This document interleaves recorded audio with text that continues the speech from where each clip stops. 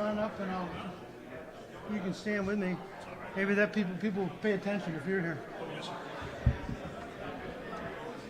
Ladies and gentlemen, please be seated. We have our keynote speaker coming up.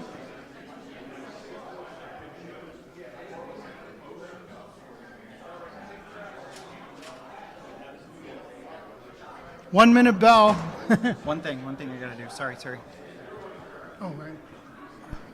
He turned it off.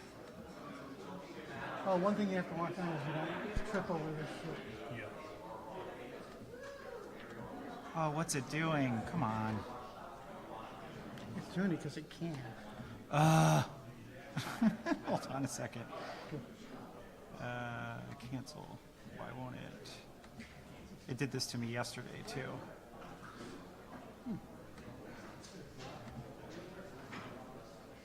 I need it because I need the camera. Sure. Sorry, give me one sec. There it is. You wanted me to say no? That'd be fine.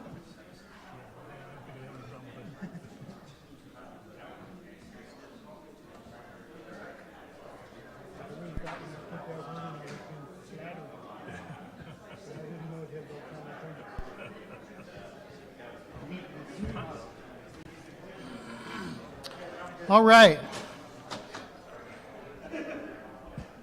It's our very good fortune to have as our keynote speaker this year the renowned NASCAR historian and original wild country boy, Buzz McKim. Buzz is well known throughout the racing world. His radio show is a staple for motorsports fans. He's a much sought after speaker. He's appreciated for his insightful and original, sparkling, charming presentations. And as indicated in the program, Buzz was Director of Archives for the International Speedway Corporation, Coordinator of Statistics for NASCAR, and author of the seminal work, The NASCAR Vault. Let's welcome Buzz, who had an eventful trip up here on Thursday through Friday morning. I hope he's been able to catch up on his sleep since then. We're sure pleased that he made it to be here with us. Buzz? All right. Thank you. Wow. I sure appreciate that. Thank you so much, Duke, and I thank the members of the symposium for allowing me to do my thing here, and I'm honored to be associated with the name Argetsinger. So this is the moonshine and its connection to the American automotive industry. And first of all, you got moonshine. Now, it's a homemade, untaxed adult beverage. It's illegal and brewed mainly at night, hence the name, moonshine. Trippers, those who transported the moonshine, the whiskey trippers, and revenuers, spelled with two O's, revenuers, federal revenue agents who chased the trippers. The act of distilling homemade whiskey came primarily from the fiercely independent Scotch-Irish citizens across the nation, but primarily for this paper, it's the Carolinas and Georgia. The business of illegal whiskey in America reached its peak in the 1920s and 30s due to the fact that transportation and distribution of the liquor was easily attained thanks to the automobile. It caused nightly jousting between the whiskey trippers and the revenuers, with two O's, in a cat and mouse game of catch me if you can. In order to keep one step ahead of the law, the whiskey men had to develop equipment and modify their cars in order to outrun the federal men. This coincided with the birth of what we know now as stock car racing. Now, several trippers had their own way of transporting their wares. Junior Johnson, who's perhaps the king of all moonshiners, believed that running full bore down a gravel and dirt road was the foremost way to move his hooch. He often said that he never drove a car on the track as fast as he drove on a moonshine run. He said that if you lost a race on the track, it was no big deal, but if you lost to the revenuers, you was going to jail, in the southern vernacular. Johnson was never caught on the road, but he got his need for speed as a young boy.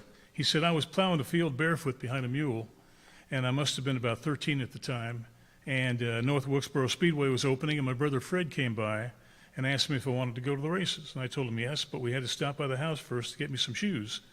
Now, you just don't get much more country than plowing a field behind a mule in your bare feet. That's the quintessential Southern, that's for sure. So he said, I was hooked that day. In 1957, Junior Johnson was caught setting a fire under his father's still and spent nearly a year in federal prison at Chillicothe, Ohio. In the mid-1980s, his conviction was overturned by President Ronald Reagan, and he was given a pardon.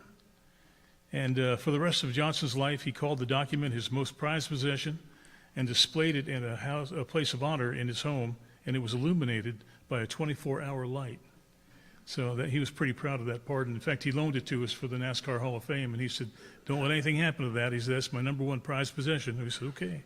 In fact, we were looking to see if he could build us a model of a moonshine still. We had a little area in the pre-NASCAR section of the Hall of Fame, and we thought we'd put a shelf there and a little model of a moonshine still, so we called Junior to see if he'd be interested, and he said, well, I'll build you a real one. So we said, man, we can't beat a deal like that. So we went ahead and went back to the architect and cleared out an area to fit the dimensions of the still, and just a few months later, he shows up with a big trailer full of parts and pieces. And he said, I got your still for you. And we said, well, Junior, we're still about a year away from setting that area up. He said, well, we'll just put it in storage. So it came time to put it together, and me and my associate, who was a Yankee too, college-educated Yankee, we figured how tough could it possibly be? I mean, these hillbillies would do this all day long, you know. So after about a half hour, we realized we didn't have a clue. So we called Junior asking for a little advice. And he said, well, you know, I knew that you city boys were never going to get it right. So he said, I'll just do it myself. So he shows up about a half hour later with a pair of bib overalls on. And he had the biggest pair of channel locks I'd ever seen. And he had a wrench that looked like you could build the Golden Gate Bridge. And so he goes ahead and he lays the pieces out, and he starts cranking away on these wrenches. And about a half hour later, we had us a moonshine still. And he said, it's just like the one that his father used back in the 30s. And he said, it will work, but we've not been able to convince the fire marshal it would be a great science project for the kids. But we thought, yeah, here, kids, let me show you how to make some moonshine. But anyway, Junior was great. And he was just a wonderful person and a real fan of the hall, and he was very, very kind to us. Let's see, okay. Johnson experienced some unusual situations while on his runs. Once he was on a run one night, and the revenuers were hot on his tail, and he noticed he was almost out of gas, so he went ahead and he shot down this side road and lost the revenuers. And then he saw tractors sitting out in the middle of a field. So he went ahead and stopped and checked it out. Sure enough, it was full of gas. So he got out his Georgia credit card, or the siphon hose, and he went ahead and siphoned the gas out. And he took a $5 bill and laid it on the seat of the tractor and put a rock on it. And a few days later, he was back in the same area, and he saw the farmer, so he stopped by and told him what happened. And the farmer said, yeah, I wonder what that was all about. He said, hell, you gave me too much money, and the guy gave me $2 back. I thought that was fantastic. But it was really good. Junior's heritage involved illegal liquor, with the largest moonshine haul in this nation's history coming at the Johnson homestead back when Junior was a young boy. And his father spent a third of his life in jail due to the manufacture of booze. Now, Junior tells a story that he was about 7 and his brother Fred was about 5, and one of the federal agents come by the house and they said, boys, where's your daddy? And Junior said, I think he's up on the hill there somewhere. He said, well, you want to take me up there so I can talk to him? He said, no, sir. He said, no. He said, I'll tell you what. He said, I'll give you boys each $1 apiece if you take me up there and I can talk to him. So Junior said, we want the money up front. He said, why is that? He said, well, if we take you up there, you probably ain't coming back. It's a 7-year-old kid. He's great. So another whiskey tripper that believed in going flat out was a young cherubic-looking Lloyd C., and he believed in going flat out. It was said that he could cause a Model A to climb a pine tree. He was that talented behind the wheel. And he was coming through Dawsonville, Georgia one night, and he was pulled over, not for hauling moonshine, but for speeding. And the cop told him the fine would be $10. So Lloyd gave him 20, and he said, I'll be coming through here in a few hours. You think you can look the other way when I come by? And he was known as the greatest driver of his day. And none other than NASCAR founder and teammate of Say's, Bill France Sr., said he was the best driver he ever saw. C was shot to death at the age of 21 by a cousin over a load of sugar meant for moonshine products. Between 1938 and 1941, Lloyd won most of the major races at places like Atlanta's Lakewood Speedway, known as the Indianapolis of the South, as well as many events on the sands of Daytona Beach. Now, his cousin was a fellow named Roy Hall, and he was the direct opposite of Lloyd C. He was Hollywood handsome, and he was the ultimate flashy dresser and the bravest driver among the brave. And unlike his cousin, Hall had no regard for the law or the well-being of those around him. He drove with reckless abandon, while C was calculated and almost scientific in his driving style. Now, Hall spent much of his life in prison, but his car owner, Raymond Parks, had a lot of pull in the Atlanta area and frequently was able to get Hall out of jail on a weekend pass in order to go race. That's what you call having pull. And once Hall arrived in Daytona Beach for the races and found there were no rooms available in town, so he decided that he'd start drag racing up and down Main Street. And so the cops caught him, and they hauled him into jail. His plan was for free lodging. It worked real well until he started complaining about no bed sheets, upon which the police chief turned Hall back onto the cold, hard streets of Daytona. So his plan didn't work. He got arrested for drag racing, but he wasn't able to stay in the jail, so he had to go find another place to stay. And like C, Hall took up where C left off by winning all the major races up and down the eastern U.S., and his career was cut short due to a head injury suffered in the late 1940s. Studious-looking Raymond Parks came out of North Georgia mountains at the age of 14 when he ran away from his abusive father, and he moved in with an uncle in Atlanta who owned a gas station. And by the time Raymond was 21, he had bought his uncle out, took over his moonshine business, and was a millionaire. He was brilliant. And he's now flush with cash. He turned to stock car racing with drivers C and Hall. They were related to Raymond somehow. The team quickly became the most successful of the 30s, and during Parks' tripping days, he had another way of transporting his whiskey. The other guys were breakneck, out there just running wide open. But Raymond would come out of the mountains early in the morning and stop by a pre-selected bridge where he hid a bucket, rags, and items for cleaning his car, which would have been dirty from traveling the red dirt roads of North Georgia. And after washing the car, he would change into a three-piece suit, put on his fedora and his pinch-nose glasses, and blend in with the morning traffic traveling into Atlanta. He looked more like a doctor than a felon, but he was never caught on the road.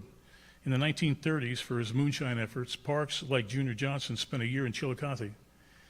Enoch Staley, this is a trip. Yeah, there's a lot of news about North Wilkesboro Speedway reopening, and Enoch was the guy who built North Wilkesboro. He was a NASCAR pioneer, and he probably had the most unique way of transportation. He used a school bus for hauling alcohol.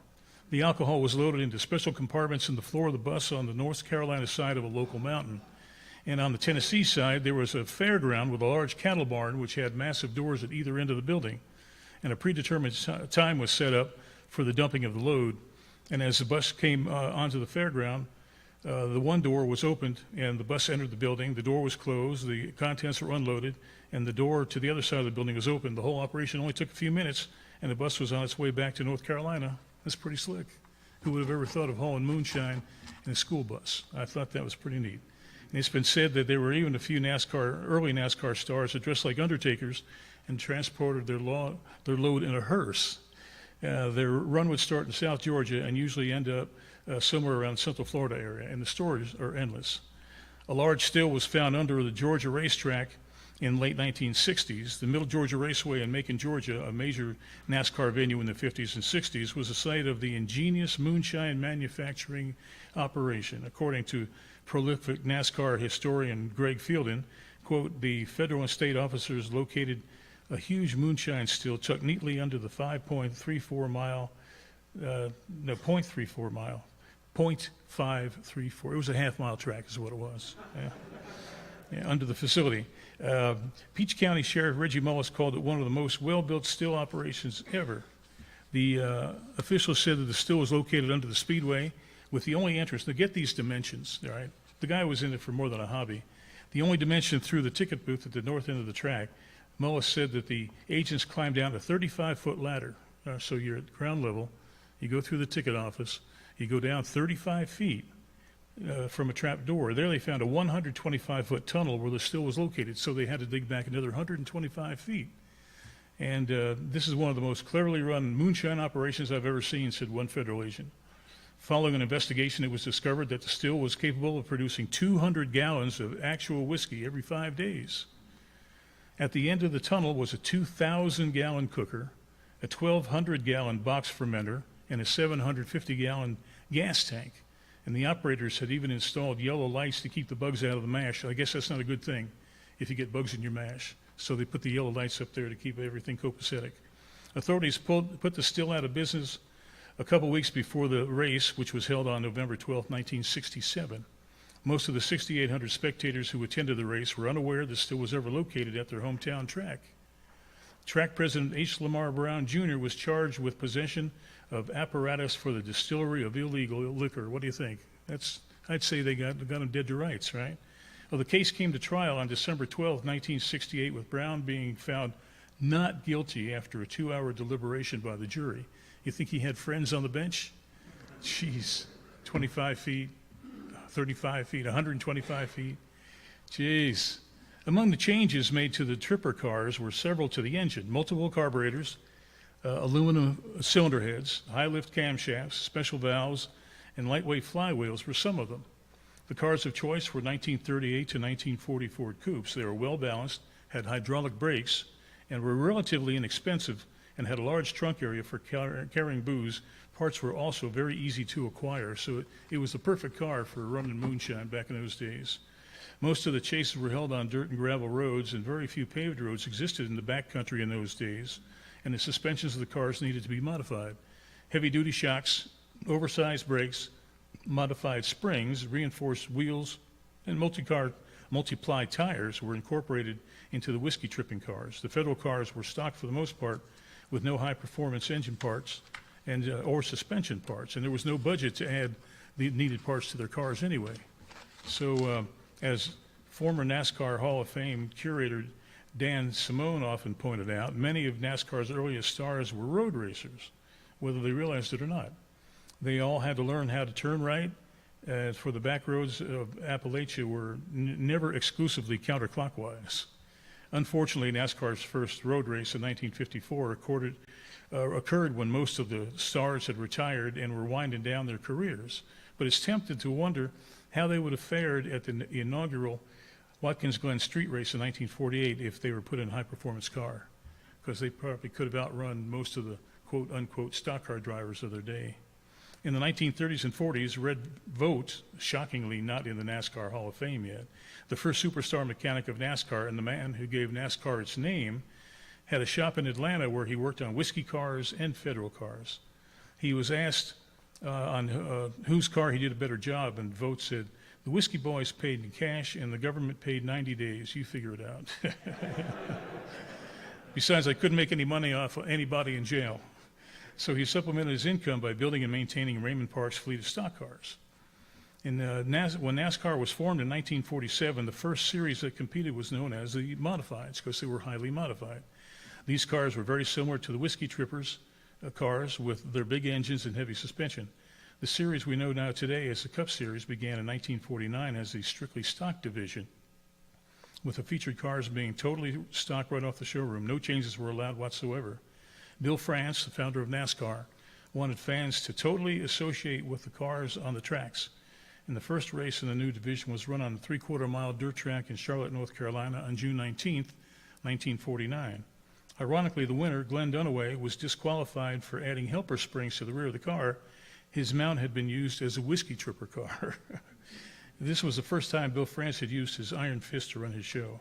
The win was given to runner-up Kansan Jim Roper, who totally disassembled his car for inspection. And all looked legal, but Roper was left with a big pile of parts. And the locals were not happy that this out-of-towner had won a big race, and it was a classic case of gotcha. So Roper's car owner was a close friend of a local Lincoln dealer who owned Roper a car to get back home on. The winning car was eventually reassembled, but they didn't like this out-of-towner taking all their money home, so they had him disassemble his whole car and then say, "Oh, you're okay." Within a few years, it became apparent that changes needed to be made as cars were faster and the tracks were longer in length. NASCAR looked to the modifieds for suggestions on how to fix the situation. Any part used in the Cup Series, then known as the strictly stock division, was to have factory part number attached to it. The first example of this was the rear axle of the Hudson Hornet. These axles were likely to break with the rear wheel being caught under the low wheel opening on the rear quarter section. The car would flip, causing injury to the driver and in some cases death. Hudson developed a new, stronger axle as part of its severe usage package, and NASCAR allowed it to be substituted in place of the stock item. It was not a performance item, but rather a safety item. Manufacturers realized through the exploits of the early trippers how heavy-duty parts and components were vital to the total performance of their products. So they were already starting to look at the modifieds, and this is in the early 50s. Carl Kiekhaefer, car owner of the mid-1960s, was a brilliant engineer, and his team was associated with the Chrysler Corporation and dominated NASCAR competition in 1955 and 1956. In order to get around the NASCAR rule about parts needing a manufacturing parts number, Kiekhaefer would design a part that he felt he needed for greater performance. He would then give Chrysler the part, which they would then bestow an official number and include it in their parts catalog. And a pretty sharp way of getting around those pesky rules, you know? So he would say, here, you can just have this part, but I want one for my race car. And if they had a parts number on it, NASCAR couldn't say anything about it. The opening of the mile-and-a-quarter asphalt Darlington Raceway in 1950, speeds escalated, causing concern for safety. Californian Johnny Mance, who won that first race at Darlington, beat all those Southern boys. He was the slowest car in qualifying, but he made no changes of tires, while other competitors used anywhere from 30 to 40 tires for the race. Some of the teams even, quote unquote, borrowed tires from spectators' cars in the parking lots. By the mid-1950s, a 4-point roll cage was implemented for protection around the driver, and heavy-duty spindles, which were originally developed by the trippers, were picked up by the factories. In this case, Ford Motor Company, which used heavy-duty spindles on their Lincolns. It was one of the first examples of a factory using modified parts of their own design. These parts came about when Ford sent a team of Lincolns to the 1954 Mexican road race. In the mid-1950s, Ford and Chevrolet unveiled their overhead V8 engines, which greatly jumped the speeds on the longer tracks. With the increase in speeds, NASCAR had to ease the engine and suspension restrictions for what became known as the Grand National Division. As heavy-duty shocks, anti-sway bars, and improved brakes became common, they were incorporated into the manufacture of the American automobile. Manufacturers had been using NASCAR as a research and development platform for several years. Many of NASCAR's greatest innovators came from the Tripper days. Junior Johnson was one of the craftiest car builders, and some of his mysteries had never been found or explained. Ray Fox, just like his name, was sly in the NASCAR forest. He was years ahead of his time, and when it came to innovation, his background was in the whiskey business in New Hampshire. The Great Smoky Unic was by far the slickest of all innovators. He usually read between the lines in the NASCAR rule book. Now, once he built a Chevelle that was declared illegal in 1968 at Daytona. Upset, he drove his car back to the shop some 5 miles away. And one small detail was the fact that the car had no fuel cell in it. According to the rules, there was no restriction on how large the fuel line had to be. And Unic installed a 2-inch line, and he stated, I could have driven the son of a bitch to Jacksonville, which was 90 miles away. Unic worked closely in the 1960s with John DeLorean when Unic and Fireball Roberts and their Pontiacs were tearing up the NASCAR circuit. DeLorean was the father of the Pontiac muscle car. So to recap this paper, number one, 1930s, 40s, whiskey trippers were modifying their cars to gain more performance to outrun federal agents. Number two, late 40s, 50s, NASCAR's first race cars were known as modifieds, using many of the parts and ideas incorporated into the whiskey cars. Number three, early mid-1950s, NASCAR's top series was not allowed to use these parts for several years as the cars had to be strictly stock. Number four, mid-1950s or 60s, as the American automobile manufacturers began to produce higher powered products, the need for reliable high performance and suspension parts became necessary. So through the early days of tripping and the years of NASCAR development today's automobile have improved suspension parts and brakes, stronger and lighter metals, advanced tire technology, better aerodynamics, increased gas mileage, seat belts and shoulder harnesses, and a rudimentary roll cage on many models. And even today, the manufacturers turn to NASCAR for their R&D programs, and it all started out with the moonshine trippers. There we are. How about that? Any questions? Thank you very much. I appreciate that. Anybody got any questions? Oh, here we go. Hey, Tom.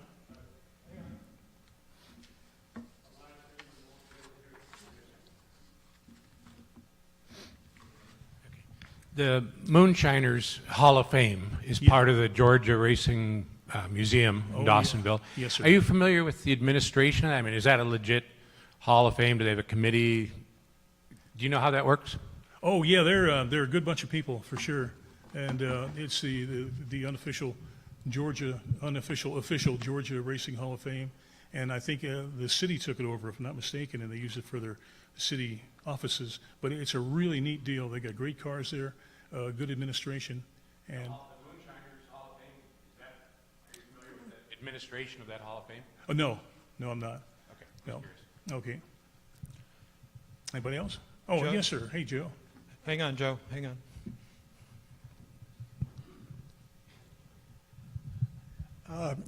Of course, NASCAR denied all of this for many years. Yes, they did. They did everything they could to suppress the idea that these guys were a bunch of rum runners. But I'm wondering, if anybody has any sense of how much of this business still goes on. I would doubt that any of the professional drivers or teams are involved, but is moonshining still a major industry in Georgia and Well, the South? Would you have any knowledge of that? Yeah, I think there's still a little bit going on. There was a guy named Dean Combs who was a several-time Goodies Dash Series champion, and it wasn't too many years ago where he was nailed for moonshining. I mean, within the last 10 years. So there's still some of those rugged individualists out there, you know. Yes, sir. Well, I think I'd add to that. In my dealings with moonshiners, a lot of them have gone now to growing marijuana. Oh, yeah. And they're using the same security techniques to protect their crops that the bootleggers did to protect their stills. Yeah. So they're even getting into some more advanced things. I know one fellow told me that his family employed tripwires around the perimeter of their property so that it was an added layer of protection. Interesting. But I just have kind of a comment. You're talking about Junior Johnson. I had the good fortune in 1992 to spend a day at Junior's shop, and I didn't realize I was going to spend a day with the team. I ended up spending most of the day with Junior. Oh, boy. He came in the office and he was wearing overalls and a T-shirt, and I just said hello, and he said, well, if you're going to talk with me, he said, come help me, and he had 2 quarts of strawberries that he had just picked.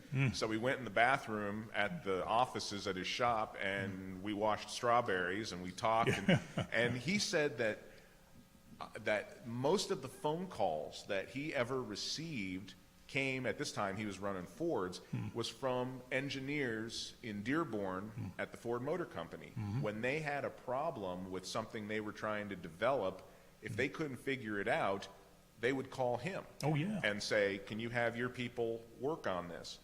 And so the guys in the shop they were actually doing some like R&D work and design work for the Ford Motor Company. Yeah. So- Yeah, Junior was brilliant.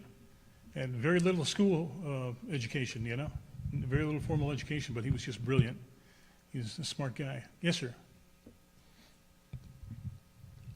Buzz, we've all seen the movies of the moonshine chases and all that sort of thing.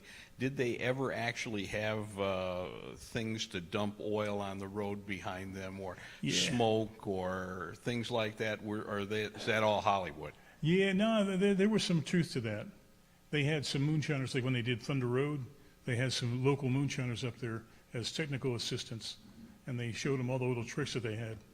And some of the moonshiners got killed too, some of the federal agents too. And interesting, the agents and the trippers were usually away from the cat and mouse game. They were good friends. They would spend Christmas at each other's house. You know, they knew the kids' names and all this kind of stuff. And it was like a little fraternity, you know. The one story I read, it was in a Life magazine back in the early 60s, and it said that they laid in wait for this one guy they knew was coming, and they shot out his radiator. Well, the only problem was the car just kept right on going because he'd installed the radiator in the back seat. Oh, yeah. There you go. there was a guy that came to North Wilkesboro, North Carolina, and he's looking for moonshine. And he said, I guess it's probably not too hard to find. He's looking around, and he sees somebody that looks like might know what's going on. And he said, I'd like to find me some moonshine around here. And the guy said, well, you see that building over there in the corner? He said, yeah. He said, well, that's the post office. He said, that's probably the only place in town you won't find moonshine.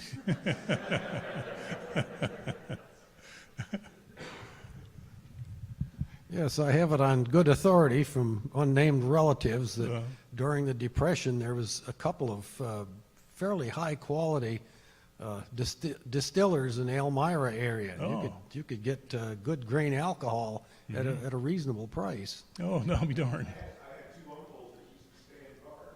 Really? No kidding. Yeah, my mother and her siblings, they lived down in Sawyersville, Pennsylvania. And to get out of the coal region in the summertime, two of my uncles would get kind of farmed out to whoever it was outside of Elmira, and their job was to sit out by the front of the road, and essentially they were like, I don't know, security guards I'll or be something, darned. but they had something to do with this operation. Isn't that something? And fortunately, everyone's gone now. I can't track down the specifics, but Yeah. but they were right outside of Elmira. Oh, that's cool. Yeah, I guess there's no place around that there wasn't moonshine. We'll be talking about Vicki Wood here in a little bit, and she was a lady race driver. She set the fastest time through the measured mile on the beach at Daytona in a new Pontiac, and she was amazing. Lived to be over 100 years old, and her father and her 5 brothers were involved in moonshine up in Michigan, and she was a lookout. She'd get up in the attic when she was a little girl, and she'd watch out for the cops. But I don't think there's any area that wasn't touched by moonshine. It seems like the better stories come out of the South, though. Yeah. Or maybe the people are crazier in the South. I don't really know. Yeah. Any other? Anyone else? Buzz, can you fill us in on what was the overall response to when the Hall of Fame was getting going, Right. and you were starting to do, the origins of the sport? Right. Was there any kind of pushback from any of the CVRA or any of the towns fathers and leadership that kind of frowned upon? We want to downplay that part of it? No, not 'Cause really. that's- In fact, Winston Kelly, who was my boss, he's still the director there, and they really wanted him for the job. And he went to NASCAR and said, this moonshine thing we're going to have to put to rest right now. He said, if we try to sweep it under the rug, we as a facility will never have any credibility. So he said, make your mind up now, because if you're not going to go along with it, I'm not going to take the job. And that's where we got a hold of Junior, and we got the still, and it's a big part of what NASCAR's history is. And I think, if anything, to see where it is today, coming out of those bare roots, I think it makes the story even more interesting. Yeah, for sure. Anyone else? Yeah. Well, this has been a joy. I thank you so very much, everybody. Thank you, Buzz.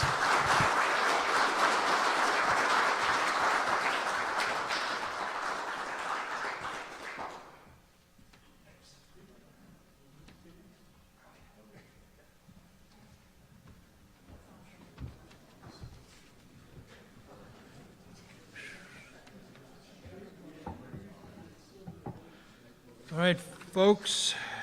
Next up is Lauren Goodman and Lucy Riley Schell. But let me bring your presentation up.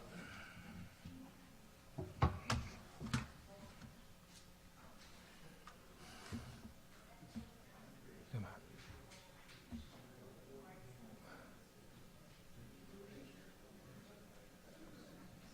Man.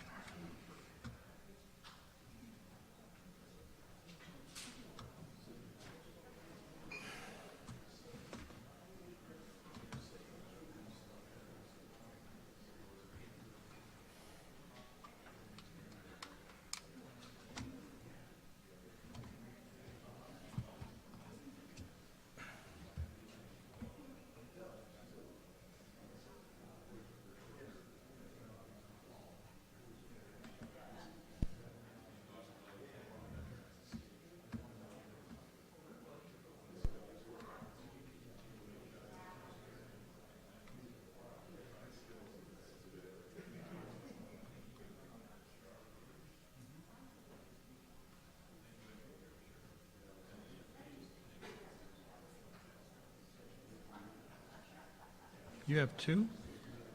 One's for the Q&A, just a back up for Q&A. Okay, But yeah, that first one is the presentation. yeah.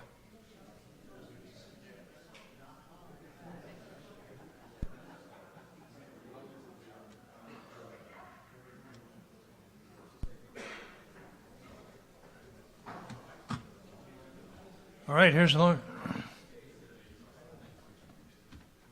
Watch the cables, Okay, thanks. and you just hit these arrows here. Beautiful. That's all you have to do. Okay. Great. Thank you very much. Well, good afternoon, everyone. I'm so pleased to see so many faces here and online. Hello out there in TV land. Hi, Mom. So a brief background about me, in case we haven't met before. My name's Lauren Goodman, and my background is not history, but in creative writing and filmmaking. My first love is storytelling. But during the pandemic, like a lot of us, I developed a new interest, and specifically in cars that go really, really fast. And I started volunteering at the Revs Institute down in Naples, Florida. More on that later. But it was while I was there I encountered this beautiful 8-cylinder Maserati that was entered in the 1940 Indy 500. Now, you can see on this car the French flag, the American flag, and then very curiously, this name painted on the side, the L-O-R Schell Special. And when I learned that the L there stands for Lucy, I had to know more. And it became kind of a passion for me, and I'm looking forward to sharing her story with you. Oh, that's not working. So today's presentation, I'm going to give you a brief overview of her life and accomplishments. She was an established rally driver in her own right, but her real legacy was putting a little car company named Delahaye on the map. In talking about Lucy's work, we're also going to touch on her portrayal in the media at the time, and then later how she got ignored in some secondary sources about the history of motorsport. And finally, I'll sum up just a few little thoughts about her identity. And so I plan to talk for about 20 minutes, and then I have about 10 minutes for Q&A, and please ask anything, because I have a whole bunch of extra slides in case anyone has a question. Lucy Marie Jean O'Reilly was born in Paris, October 1896. Her father, Francis, was an American businessman whose own father had immigrated from Ireland. And the O'Reilly money came from building the railroads that were the lifeblood of the Gilded Age. Francis was already in his late 40s when he decided to settle down in Paris with a young French widow. And when he died in 1937, he left Lucy her own personal fortune. Now, Francis frequently traveled between Paris and Pennsylvania to attend business, but Lucy was 18 before she made her first trip to the U.S., where, in fact, in Reading, her arrival was news in the town paper. And you can see here, she's bringing news to the people of the town about her work as a nurse at the military hospital in Val-de-Grace in Paris. Really, when she was a teenager, she saw young men returning from the front, suffering and sometimes dying from the wounds they received. And later in life, Lucy would again find herself locked in a battle with the Germans. Now, another important character in this story is her husband, Laurie, whom she met around 1912, and they were married outside of Paris in 1917. Selim Lawrence Schell, who was known always as Laurie, was born in Geneva to an American businessman, and a family connection gave them first employment at Moderator. Some of you classic car lovers may know the name Moderator. In addition to war goods, they also constructed a few cars of their own, which were terrible. But he ended up also working for some coachworks around Paris, and he would provide a lot of the coachwork for Lucy's cars during her life.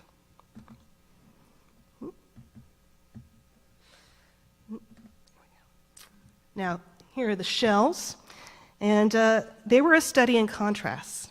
So Lucy was gregarious, assertive, Laurie was soft-spoken and diplomatic, but their egalitarian marriage made them a powerful team both on and off the track. Lucy and Lori ran the Monte Carlo Rally together numerous times, sharing both navigational and driving responsibilities. And here they actually had a reporter come along with them one year, and he wrote a wonderful series of articles about his adventure with the Schells. As Rene Dreyfus, who became very close to the couple later in life, wrote in his autobiography, there was no question but that she was absolutely an equal partner to Lori in their marriage. There was no subservience, no unswerving obeisance, no pipe and slippers. Indeed, she was the driving force of the family. Lucy and Lori had 2 sons, Harry and Philip. Harry seems to have inherited the racing gene from both sides of the family. More on that later. And the Schell family resided both outside of Paris, at Brunoi, and in Monaco. So, we've covered the world that Lucy was living in. Don't worry, we're going to talk about the cars now. So, Lucy was already a mother and wife when she began to race seriously. Her first race results show up in the French press in 1927, which would have made her about 31 years old.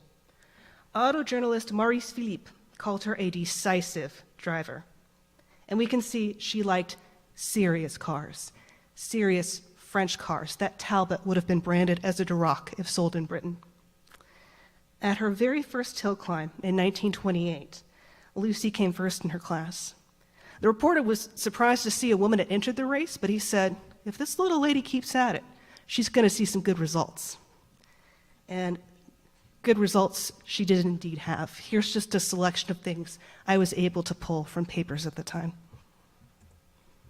Now, Lucy's specialty was the rally, and the Monte Carlo was her white whale. Lucy, with Lori as co-driver, placed as high as P2 overall at the 1936 rally, and lost out to a couple of Romanians in the stripped-down Ford by mere fractions of a point.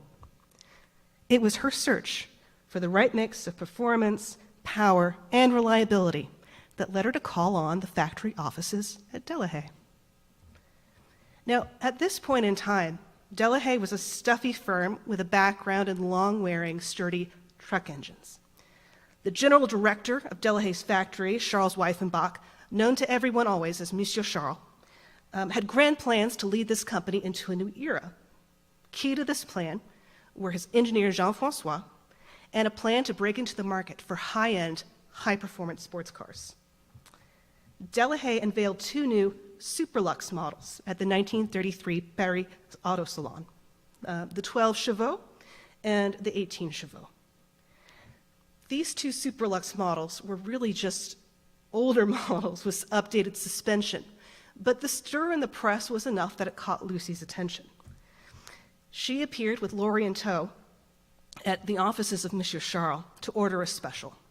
She wanted the bigger engine of the 18 chevaux put into the smaller chassis of the 12 chevaux. Monsieur Charles said, no, not possible. The reason he said it wasn't possible, it was because his engineer Jean-François was trying to figure out how to do just that, so Delahaye could start its own factory works team. However, I will point out here that as this loads, when Monsieur Charles went to test his factory works team specials, Lucy still managed to outperform them in her regular car. So he decided, you know what, maybe she is, after all, the best owner for one of my specials.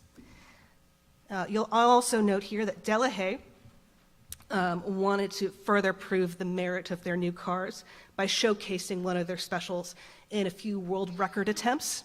They were actually able to set a few world records at Mallory, one for the 10,000 kilometers and one for the 48 hours. It was going really, really well. They were beating records previously held by Renault. And this was enough buzz that before Jean-François could finish constructing Delahaye's first real sports car, the 135, Lucy had already ordered 6. And she called on 6 of her wealthiest friends to order some as well. And that ready cash enabled Delahaye to build a works team. So by way of thanks, they built Lucy a compétition spéciale of the 135 CS, which would become one of the most important race cars ever to come out of France. Now, Lucy was a determined, gregarious, and well-connected person. She was already becoming a team owner in all but name. So for this little fleet of 135 CSs, she decided it was going to be her own team, which she dubbed Blue Buzz, and it premiered at the 1936 Paris-Nice Rally. Now, writer Neil Bascom, in his fabulous book Faster, asserts that her dismal performance during the hill climb portion of the Paris-Nice gave Lucy pause about her own driving career and inspired her to focus solely on team management. She recruited René Dreyfus as lead driver, and René is one of the great talents ever to come out of France. Dreyfus had a proven track record as a Grand Prix winner, having driven for Bugatti and Maserati, and even having an offer from Ferrari. But then Mussolini decided he didn't want a Frenchman in his Italian car. And the only other serious team in Grand Prix racing at that time were the Germans, and the Germans didn't want a Jewish guy in their car. But Lucy surprised René and said, "Hello, how would you like to join me? It's going to be totally professional. Don't worry." And René has a wonderful observation about this meeting, how she just kind of would ensorcel people and get them on her side. So I'll say at this point a note about the Delahaye. Well, really, even though the 135 was a sports car, it was essentially using a modified truck engine. And this might have been, laughable, except it gave the car incredible reliability. So Jean-François just focused on, listen, I'm going to make the car as light as possible to increase the torque and take it from there. And you'll see here I have some results for the 135 CS. You'll note that it's both under the team name Blue Buzz, and sometimes it was run under her later team name Écurie Bleue. But in rallies and in speed races and in endurance races, this car was really marvelous. Now, that was going well, but the outlook for French victory and the grandes épreuves of the European calendar was grim indeed. Of the championship Grand Prix run in 1936, no French car finished in the top 5. For a country that had once produced Delage and more, this was hugely embarrassing. This actually goes back to Catherine's earlier presentation, the anxiety that the Germans felt about national pride also is happening in France. So the ACF, which was the governing body for motorsport in France, and the French press got together and made a plan. They enlisted the government's help to raise money for the cause of French glory on the track. A tax on every new driver's license went into the fond de course. A new Grand Prix formula was set to begin in 1937, and the ACF was giving French automakers an incentive to create a costly new race car. A prize of 1 million francs to the constructor who could post the fastest time on the track at Montlhéry. Now, at this point, I want to point out Delahaye had already closed down its factory works team. There were a couple bad wrecks at the Grand Prix de Marne, and Monsieur Schell kind of lost his stomach for it. But after the announcement of the million-franc prize, Lucy paid another visit to the offices of Monsieur Schell. She had decided to create her own Grand Prix team, and she would pay Delahaye to build her a car for the million-franc contest.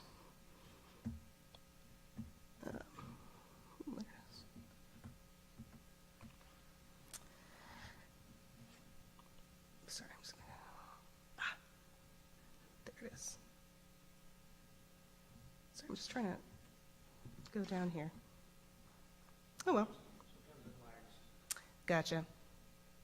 Well, anyway, so Jean-François busied himself building a brand new car with a brand new engine from the ground up, when Lucy busied herself running the 135 CS in various events.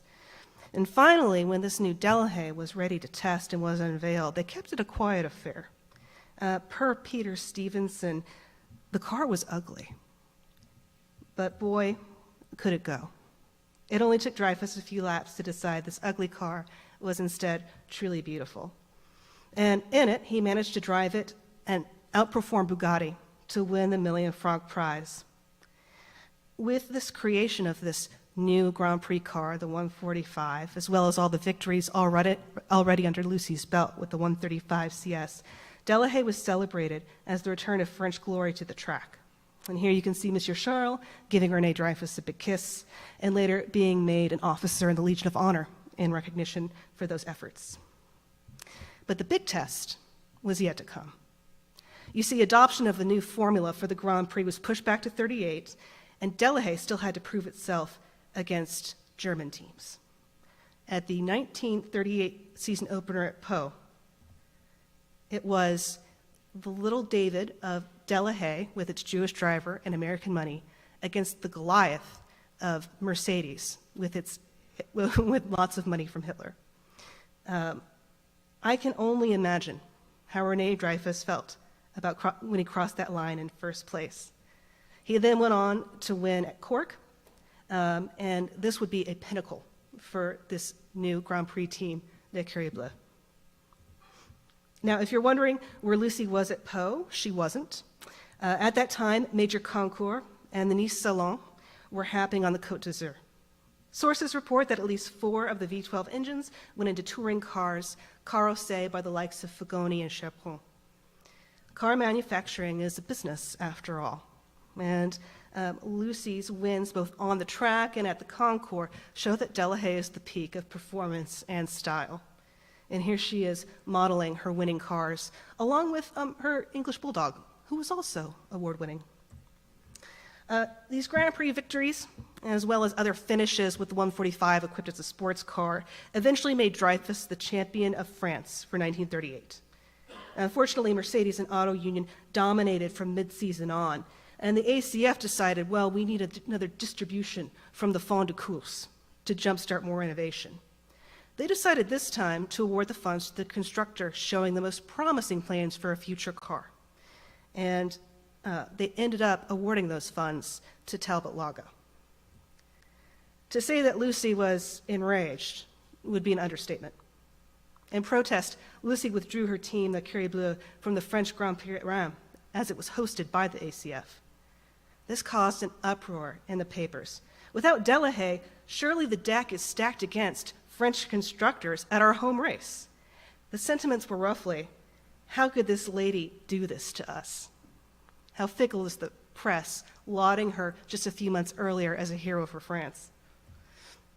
Now, the ACF then tried to strong-arm Lucy and Les Curies Bleus back into the Grand Prix by stipulating that withdrawal would also mean they were disqualified from the Constructors' Championship. So Lucy wrote an open letter to them in the press. And what's truly incredible here is we have her own words about her ownership and leadership of the team. She is the interested party. She makes the decisions. It's her call. Now, Lucy eventually changed her team name to L'Écurie Lucy O'Reilly Schell. She was clearly irritated with the ACF and wanted to remind them who exactly had made those victories happen. Now, 1939 was a tough year for her. The next iteration of the Delahaye car, the 155, never fully materialized. And in 1939, Lucy had to run the previous season's 145s against a Mercedes with an updated engine.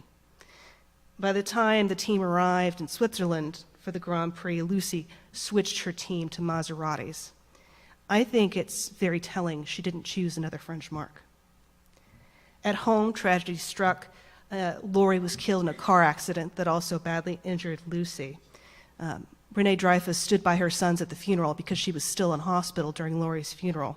And then he had packed up and reported back to base because, after all, France was at war. But it didn't keep her down long. Within a month, she'd contacted Dreyfus because she had a new plan. She was going to send a French team to compete in the Indianapolis 500, bringing more attention to the French cause, to the isolationist U.S. Now, I'm going to use this moment to plug for the Revs Institute down in Florida. Not only is the collection incredible, but we have an app and a website with lots of stories and pictures and videos. So if you want to know what happened to our team at the Indy 500, I'm afraid you're going to have to go to revsinstitute.org. Now, Lucy wasn't well enough to make the Atlantic crossing by the time it happened, but that's perhaps fortunate because no women were allowed in the pits. Dreyfus later recalled how his teammate's timekeeper, who also happened to be his wife, was built a special tower so she might watch the driver without setting foot in the forbidden zone. That wouldn't have been good enough for Madame Schell, Renee later wrote. She would have been picketing Gasoline Alley. As Écurie Schell battled rain on the speedway, Paris fell to the Nazis. After the 500, Lucy instructed the team to sell the Maseratis, and she herself decamped to her home in Monaco. She did not return to motorsports after the war, at least not officially. By 1947, her son Harry was making a name for himself on the European sports car circuits. Harry would go on to be the first American in the newly organized Formula One championship. See them celebrating together. He later would enter cars sometimes under the name L'Écurie Bleue, keeping his mom's team alive in motor racing. Now, a couple of notes. Looking at that Maserati she sent to Indy, which was an Italian car with Franco-American livery and her Irish name on the side, you might wonder how Lucy felt about her nationality. And any contemporary would have been forgiven for thinking the Shells were French nationals, speaking fluently. Yet the Shells and their sons considered themselves American through and through. They are listed as American in every race entry and result. And here we even have her own quote, "I'm an American, I love automobiles, and I love France. And I'd wanted to contribute to the rise of French prestige." I think also briefly interesting was I saw how Lucy really intended that the O'Reilly name, her name, would be carried on. On his birth record at the U.S. consulate, Harry's last name is capitalized as O'Reilly Schell. And Harry himself often used O'Reilly and was listed under O alphabetically. And that's his draft card. It kind of reminds me of the livery on his mom's car. And in fact, during Lucy and Laurie's lifetime, the International Herald Tribune referred to them as Mr. and Mrs. O'Reilly Schell, when of course Laurie was not an O'Reilly. I thought that was pretty interesting. So I know we didn't get a chance to go too in depth, but I just want to thank you so much for having me here today. And I just hope I've piqued your interest about Lucy and her life. And believe me, there's a lot more there to discover. And I hope I've left, yes, time for any questions if there are any. Thanks.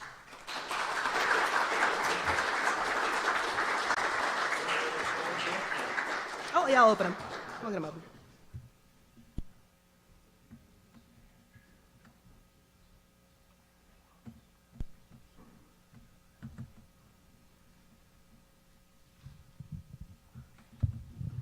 Hi. I read the book Faster, and fascinating book. Everyone should read it. I thought I knew a lot about that period of racing, but never heard of Lucy O'Neill Schell, until I read the book, and then you also expounded on some of her other accomplishments that the book didn't mention. Other women got their due during that time period. Do you have any theories why historians have pretty much forgotten about her? I think it's interesting. I alighted a little bit for time some of the mentions of her in the press. So in a press clipping that I had up, and I can bring up again, it had mentioned, basically the reporter mentioned everything about the creation of her new Grand Prix team and talked to everyone, Monsieur Charles, Renee Dreyfus, and her husband, and never actually mentioned her.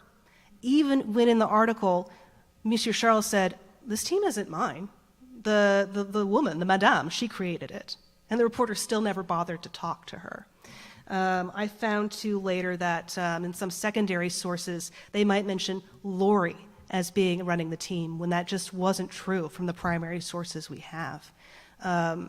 It was kind of incredible to me, and honestly, I can't make sense of it, because to me, it's like trying to tell the history of Mercedes F1 and not mentioning Toto Wolff. It's like trying to talk about Red Bull Racing and making only a passing reference to a Mr. Ginger Spice, is how I feel about that. So I think there was some intentional, and I think also sometimes people just received common wisdom, so that's what I think.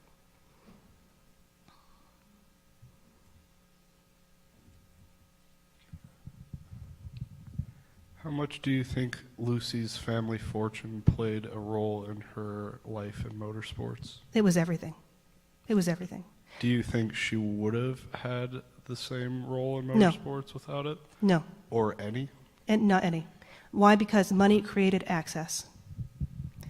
Women didn't have now, there were a lot of women driving at that time, but women ownership, it really was her money creating it. I think she inherited about, in that day's money, about $9 million when her dad died, and that's in 1930s money. So you can only imagine maybe $150 million today that she had to spend. Yeah. Questions?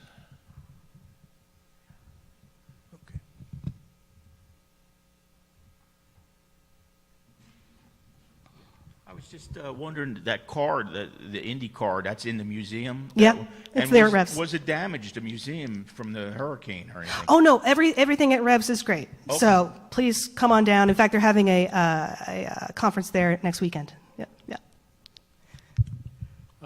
Just a couple of statements. I believe that she sold the two cars to Lou Moore after the race at Indy. Is that correct? Yeah.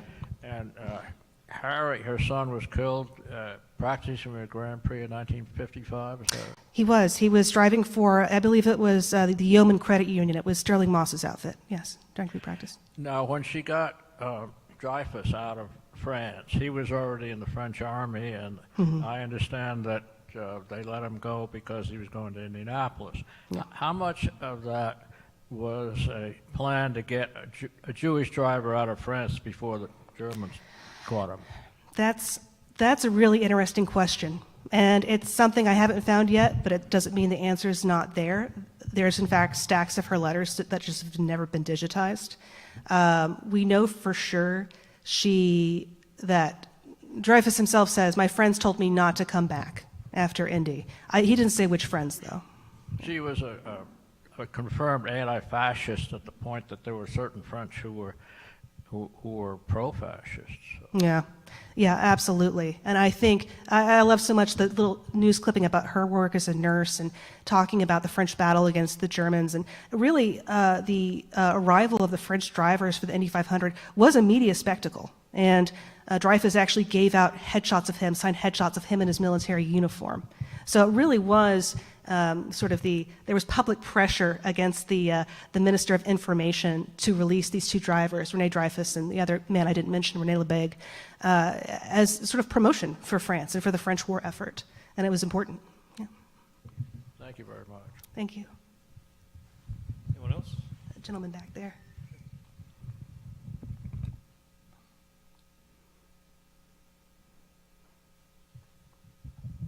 First, thanks for filling in a blank in my personal knowledge about who Harry Schell was, and where he came from. Yeah. I always wondered about that. I'm just picking up the last comments. You didn't mention that René Dreyfus,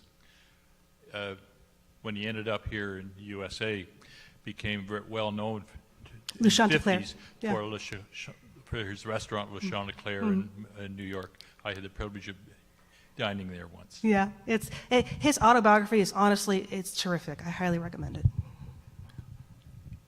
Anyone else?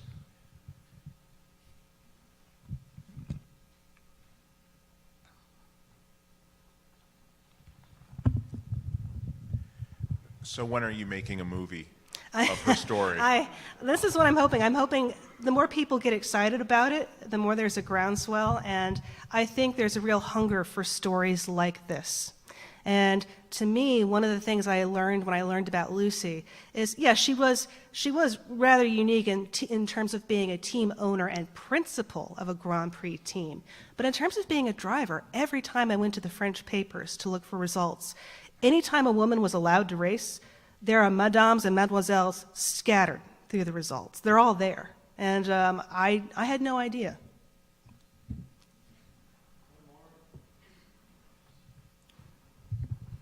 Just another comment. When Wilbur Shaw persuaded his car owner to buy the HCTF the year before, Cotton Hennings, their mechanic, changed the firing order on that car to smooth it out. And it was more successful in Indianapolis, to say the least. Now, the car that at Revs now belonged to Dean Butler at one time, and he got his restorer to change the firing order also. And I was at Milwaukee when Emil Andrews, who I believe came in second in that car at Indianapolis, drove it again, and he came in and said how great it was if it had been that good at Indy to won the race. That's amazing. That's amazing. And I want to say, too, not only did Lucy get Renee Dreyfus into America out of France, but also Luigi Canetti, who was the reserve driver on that team. And he stayed in America and, of course, founded North American Racing Team. So, Thank you, Lauren. yeah, thanks.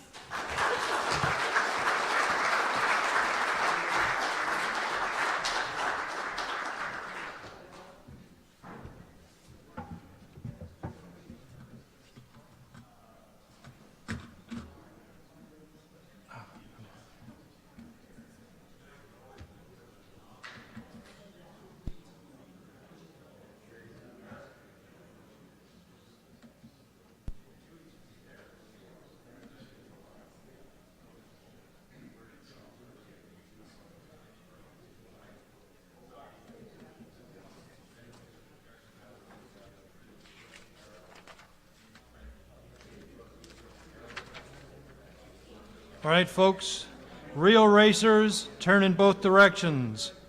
Autocross, life skills, and the women driver. Yeah, by Chris Lezotte. In a moment. Okay.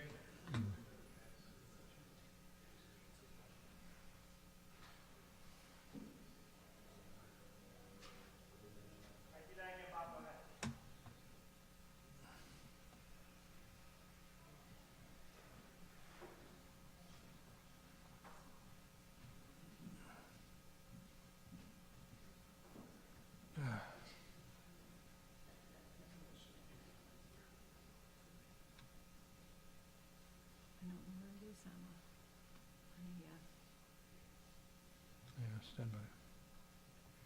Oh, come on, really.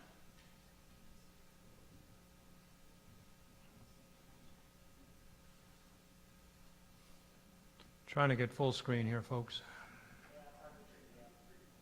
Huh?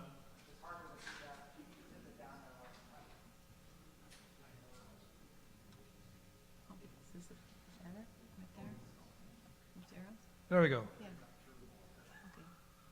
Go back to the beginning. No, wait a minute.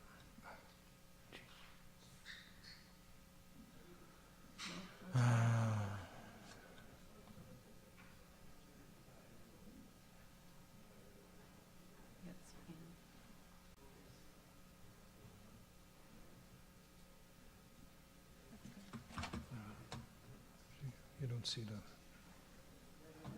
Hang on. You don't have your advanced mechanism. Oh, it's a PDF. That's what's wrong. Just use the arrows. Oh, you're going to do that? Oh, all right. I was trying to get into. PowerPoint? No. Yeah. No. Sorry. Yeah.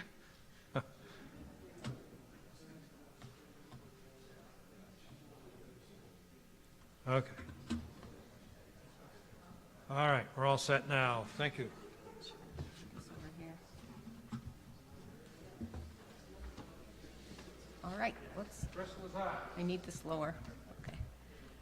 Good afternoon, everyone, and thank you for your interest in this presentation, which focuses on women's participation in the motorsport of autocross. I'm Chris Lezotte, an independent scholar. The overarching subject of my research is the relationship between women and cars in a variety of contexts. 3 years ago, in November of 2019, I attended the Argetsinger Conference on the invitation of Don Capps. At that time, I had recently accepted an invitation to write a chapter focused on the history of women-only racing for an upcoming book on the history and politics of motorsports. I called upon the conference, therefore, not only to become better informed regarding motorsport scholarship, but to also conduct research at the IMRRC. A big shout out to Jenny Ambrose, who helped me in that endeavor. As part of my investigation for this book project, I interviewed a number of women who posted about their involvement in motorsports on the SCCA Facebook Women on Track page. While the women participated in many motorsports arenas, the overwhelming majority, I discovered, ran in autocross. As motorsports are historically unwelcoming to women, I was intrigued by the notion of a motorsports venue that was somewhat effective in attracting female participants. As one of my primary research interests is women who successfully negotiate entry into masculine car cultures, such as muscle cars and pickup trucks, I thought that an investigation of women who participate in autocross would be an interesting and perhaps revelational project to pursue. Of course, shortly after that conference, COVID closed everything down, including a large number of motorsports events. So I had to wait a couple of years before embarking on the autocross study. I began attending motorsports events in the fall of 2021 and just recently completed the transcription of the last of 31 one-hour interviews conducted with female autocross drivers. I also spent a great deal of time on social media and locations such as the aforementioned Women on Track Facebook page, where women asked questions, posted results, and provided support for one another. This presentation today is a first attempt to introduce my initial findings. The study of women in autocross is important for a number of reasons. Scholarship on women in motorsports tend to fall into two camps: sexist attitudes and practices which create barriers to women's professional motocross participation, and monographs focused on the success of exceptional women who have made it in the masculine world of motorsports. Amateur motorsports as a potential stepping stone to professional aspirations, as a male-dominated activity in which women participate, or as a source of female identity and empowerment has not been examined. Although women comprise over 50% of licensed drivers, women's participation in motorsports at all levels and all types of events is less than 4%. However, women have at times represented nearly 20% of autocross participants on a national level.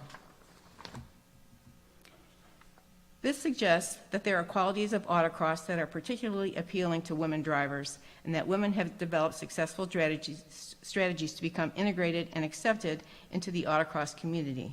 How women negotiate entry in a traditionally hypermasculine culture such as motorsports has relevance not only to activities associated with the automobile, but to any location in which masculinity and male culture hampers women's participation. Therefore, as I began this investigation into women's autocross participation, my initial objective was to address the following questions. Who are the women who participate in autocross?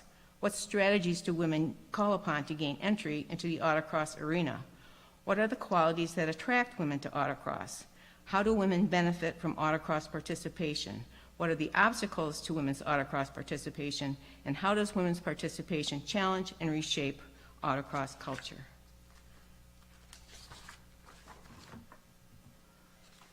So what exactly is autocross? Although I suspect most of you are familiar with it, I thought I would provide a short description for those who are not. Autocross is a timed competition in which drivers navigate one at a time through a unique course defined by cones or pylons. Autocross events are typically held on flat paved surfaces like parking lots or airport tarmacs with few obstructions. Unlike racetracks, autocross courses vary in size, surface, and layout. Each event presents a new challenge. Events typically have many classes that allow almost any vehicle, with the possible exception of SUVs and pickup trucks, to compete. While speeds are generally no greater than those encountered on the highway, success at autocross requires concentration, precision maneuvering, and quick reflexes. Autocross welcomes drivers of all ages and all abilities. The only equipment required is a driver's license, approved helmet, and vehicle. Although I have not participated in autocross as a driver, I observed at 2 local autocross events held at a driver's education lot and a regional pro solo event which took place at the Toledo airport to gain a better understanding of autocross and the women who run in it. Who are the women who participate in autocross? The women who contributed to this project were recruited from local events as well as the SCCA Women on Track Facebook page. They ranged in age from 23 to 72, with the largest group, 30%, from the 30 to 39 range. The women varied in autocross experience levels from less than 1 year to nearly 50, beginners to national championship winners. 84% were married or partnered, but just 23% had children. 20 identified as non-white and 90% as heterosexual. While women in warm weather states were in the majority, no doubt due to the extended racing seasons in those climates, women in other areas of the country were well represented. In terms of political ideology, of those who provided an answer, 60% leaned left, 25% were moderate, and 15% identified as conservative. While the sample size is not large enough to be generalizable, the demographics do provide an interesting contrast to the white male conservative population that makes up the overwhelming majority of the motorsports population. This disparity does not only explain why women often have difficulty entering the motorsports arena, but also suggests that, in greater numbers, women have the potential to alter the motorsports culture to be more diverse, inclusive, and supportive. So what strategies do women call upon to gain entry into the autocross arena? An interest in automobiles in general, and motorsports in particular, is not cultivated in the majority of young women. Not only are gendered practices regarding toys that move enforced at a very young age, but women who express more than an average fascination with cars are often labeled unnatural or freakish. Consequently, women are often unaware of motorsports as something in which they can participate unless encouraged by someone or something with knowledge or interest. While a few of the women came from racing or car-centric families, most were introduced to autocross through car clubs, work environments, other racing communities such as motorcycles, or more often by male significant others, fathers, brothers, or co-workers. Many of the men consider the participation of their wives or girlfriends as a way to rationalize their own autocross habit, as well as an opportunity to spend more time together doing something they enjoyed. The women, who often shared cars with husbands or boyfriends, appreciated the male support and found pleasure and excitement in the shared autocross experience. So what are the qualities that attract women to autocross? The first is affordability. Autocross is the most affordable of all motorsports. When starting out, many of the women use daily drivers to see if autocross is something they might want to pursue. Car sharing is encouraged in autocross. Couples often co-drive cars, and carless women will usually find someone with whom to share a vehicle. Autocross entries are less expensive than other motorsports, and there is less wear and tear in the car, although avid autocrossers go through a whole lot of tires. Historically and culturally, women have been directed toward practical vehicles. Consequently, it is often difficult for them to rationalize spending money on something as impractical and excessive as a race car. The use of a daily driver and the ability to car share makes the money directed toward autocross easier to justify. The woman also mentioned the accessibility of autocross. Experience and special driving skills are not required. Autocross is very much a learn-as-you-go motorsport. There are always individuals on hand, eager to ride along with novice drivers, provide instruction, and explain the basics. Many of the women began by attending autocross events with boyfriends or husbands as spectators, eventually proclaiming that I can do this and taking the wheel themselves. Another quality that attracts women is safety. Numerous studies have demonstrated that as a population, women are safer drivers than men. Culturally, women are considered responsible for family safety and are encouraged to purchase vehicles with an abundance of features that will protect their family and loved ones. It is no surprise, therefore, that most of the women mention safety as an important component of autocross participation. Safety in autocross takes two forms. First, autocross organizations have established policies and procedures to make sure people on site, in cars, and on the course are safe. Secondly, the course itself is designed to minimize conditions that could cause harm. Cars are run one at a time on a flat, closed course without obstructions. The only object which could cause car damage is a plastic cone. As a test of coordination, concentration, and driving skill, rather than power and performance, cars rarely get above 60 miles an hour. Oops. Sorry. Excuse me.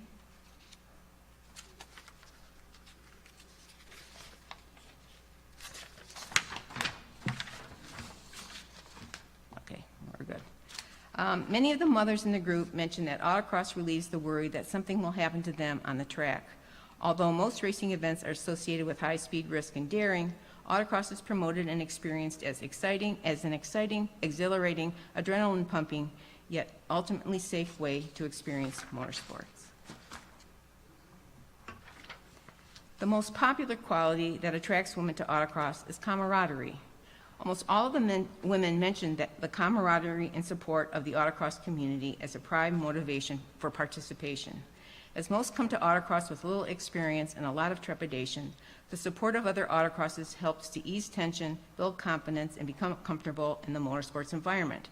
There is a lot of downtime in autocross. With just 3 to 5 minutes of actual driving each day, the women use time spent in the grid and the impound to talk with other drivers, discuss what went right and what went wrong, and learn from each other. They talk about cars at lunch, at setups, or while working on the site. Autocross is a volunteer activity. If you run, you have to work. So helping with registration, working the course, spending an hour in the timing trailer, or volunteering as an instructor provides time to socialize while gaining a better understanding of the sport. Many of the women are active on social media and develop online friendships. Some attend regional and national events where the large group of female entrants provide a sense of solidarity and empowerment. Many of the women refer to the autocross community as family and feel that autocross has extended their circle of friends to all corners of the country. One of the ways camaraderie is nurtured is the ladies' classes. However, as an activity in which men and women are segregated, there is always controversy. Those opposed to ladies' classes believe that women can only improve by beating the boys. Those in favor cite the potential increase in female participation generated by ladies' classes. Many women start in ladies and move to open once their confidence and skill levels have improved. Some run in open locally where there is often little competition in ladies and switch to open at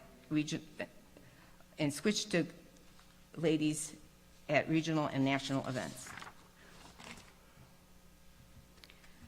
I attended a regional event at which there were large ladies' classes, and the camaraderie and support among the participants was palpable. The women began the day by joining in a group dance in the grid, then congratulated and commiserated with each other in the impound after all had completed their runs. Photos from the SCCA Solo Nationals held in Lincoln, Nebraska feature dozens of photos with women from all over the country joining together in solidarity. As many of the women mentioned, when gathered together in the ladies' classes, they feel confident and newly empowered. So how do women benefit from autocross participation? Many of the women mentioned how autocross changed their relationship with the automobile in significant ways. Not only does autocross provide the opportunity to understand the car better, but it teaches important driving skills that translate to everyday life. Autocross also provides an experience unequaled in daily driving, the thrill of driving fast, the adrenaline of competition, the opportunity to continue to improve one's performance, the mental challenge, the chance to be a badass behind the wheel. Many of the women enjoy the surprise of others when they discover that the mild-mannered school teacher or uptight business manager autocrosses on the weekends. Autocross can change women. They become more confident in their skills and in themselves, more outgoing and self-assured in relationship with others, better equipped to handle stress in everyday life, and closer to those with whom they share the autocross experience. Those who do especially well in autocross have unique opportunities to compete for national championships, test drive cars in other parts of the country, and become ambassadors for all autocrossing women. What are the obstacles to women's participation? In order to consider participating in autocross, one has to know it exists. Most women are unaware that engaging in motorsports on such an accessible and affordable level is possible. Those who do find their way to an autocross event often start out fearful, not by the course or getting behind the wheel, but are nervous they will embarrass themselves in front of friends, family, and most especially the men in attendance. Positive interactions with newcomers to autocross are essential for retaining new drivers.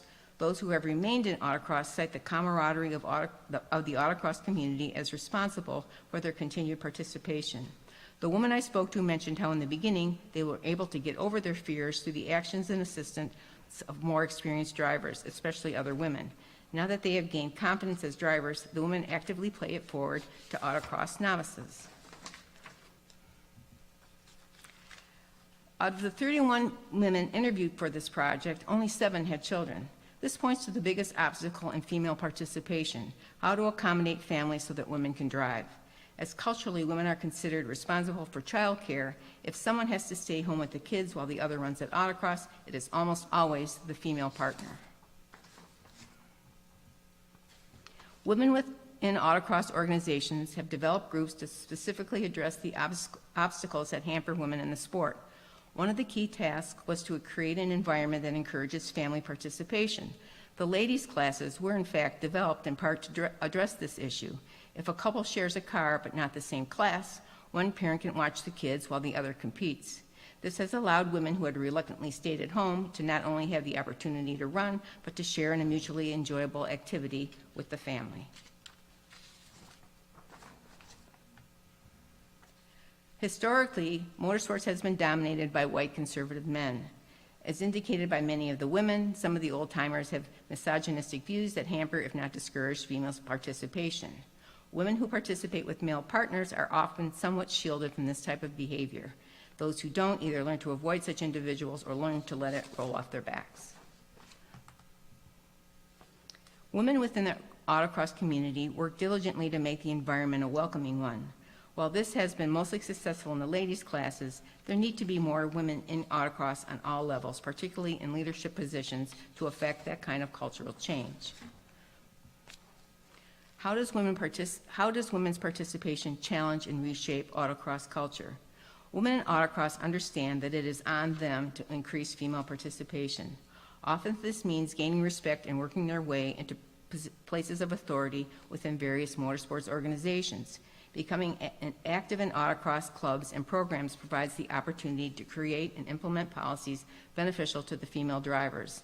Many of the women I spoke to volunteer as committee chairs, club officers, program directors, newsletter editors, photographers, graphic designers, social media administrators, and a multitude of other positions that provide access and influence to the autocross community. Others take part on a more basic level by volunteering as instructors and creating a welcoming environment for those new to the sport. Women-led groups within autocross organizations work to serve the needs of female drivers.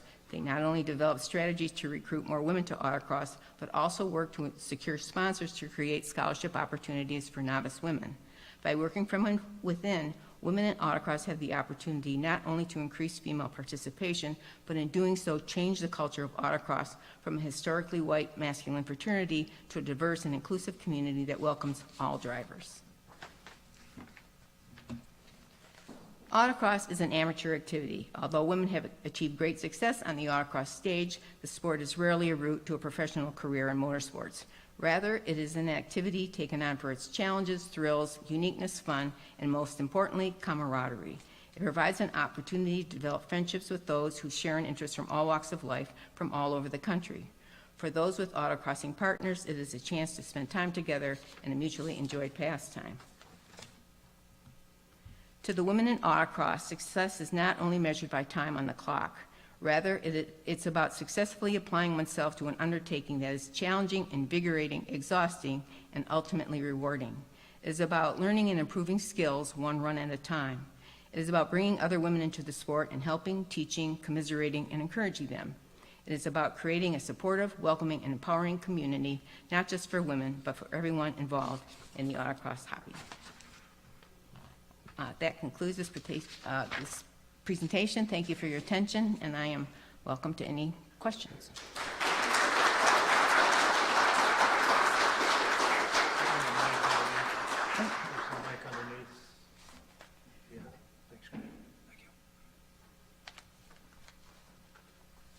Any questions? Anybody?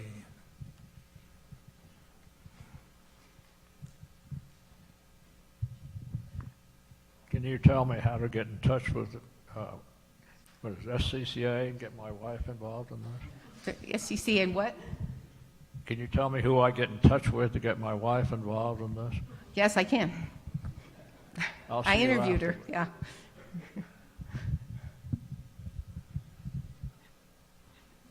Do any of the women involved in autocross move up to another category, like a track racing or rallying? Some of them do. I was curious about that. Some of them do track days, and they do driver's education, but very few of them go on to any wheel-to-wheel competition.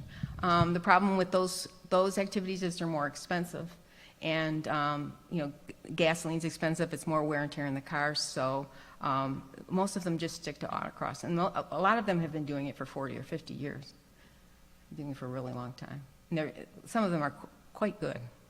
They have national championships. So another way to come at this is to look at an organization that promotes this kind of thing. I was thinking about the Porsche Club of America as you spoke, whose slogan, by the way, is it's not the cars, it's the people. And their propaganda of all media is filled with the sense that this is a family-friendly set of activities, many photographs of men and women, although generally heterosexual couples. At the same time, it's pretty clear that the power brokers within the organization at various levels are nearly all male. And the little bit of marketing information I've seen, particularly if you exclude the SUVs, show that nearly all Porsche purchasers or leasers are males.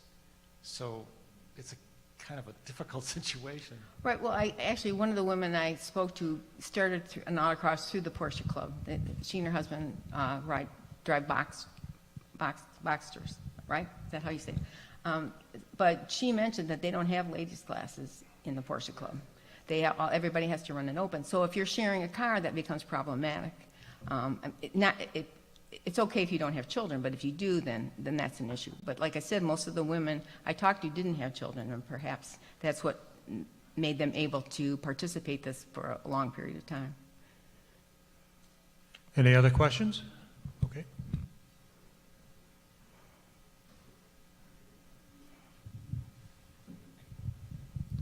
If I missed it, I apologize, but have you done this yourself, or in all of the research that you were doing, did you get the urge to get behind the wheel and do it yourself? No, I have not, and I am too old and to start. So, but I would like to ride along with somebody. I think that would be all right, but I don't really want to try it myself. I'm not that confident of a driver. But I didn't know it existed when I was younger, so.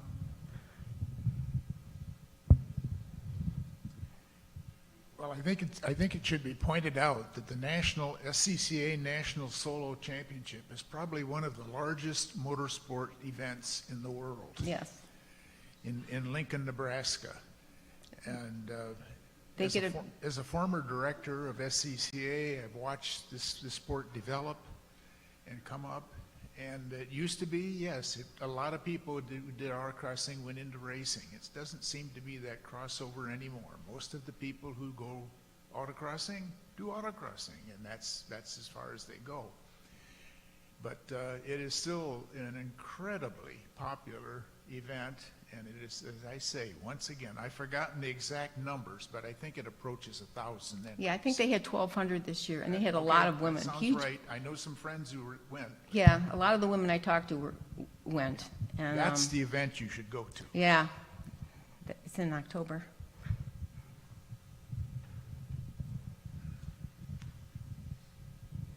Hi, my name is Luis Martinez, and I'm very active in the Porsche Club of America. I used to be the president of the Finger Lakes region, and I'm a track instructor here at Watkins, Glen, and I have been for over 20 years. I just want to give you a few positive examples of women in Porsche Club of America. The youngest ever track instructor certified by PCA, by Porsche Club of America, is Ashley Novak. She was 18 years old, and she was a track instructor here and elsewhere, and now, of course, she's married and has a family and all that. Another positive example is Aurora Strauss. Her father is Ari Strauss. Aurora Strauss, I remember when she was 11 years old, 12 years old, and she was being taught how to drive at Monticello Motor Club in Monticello, New York. Today, she's a professional IMSA driver as well as a Harvard graduate. And just last week, I released a story that went to the PCA Club Racing News, which is based in California, about a husband-wife club racing team, Steve and Mary Schindler, whom I've known, and they were here in June, and I wrote a story about Mary and Steve, and they each have what I call his and hers car, and they race in different categories, but they do race, and I could go on with many examples of being active in club racing sports for over 50 years. Thank you.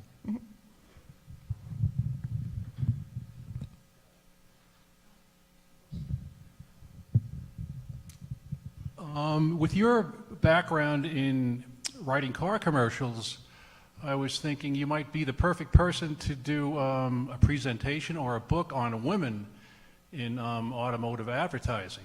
Any thoughts on that? I'd like to leave my advertising past behind. But I did write an article that was in the Automotive History Review about my time spent at McCann Erickson working on Buick and GMC truck, and I did do some advertising that focused on women, which at the time, this was in the 80s, which was very unusual at the time. But as a book, no. But thanks for the idea. Anyone else? Questions? Okay.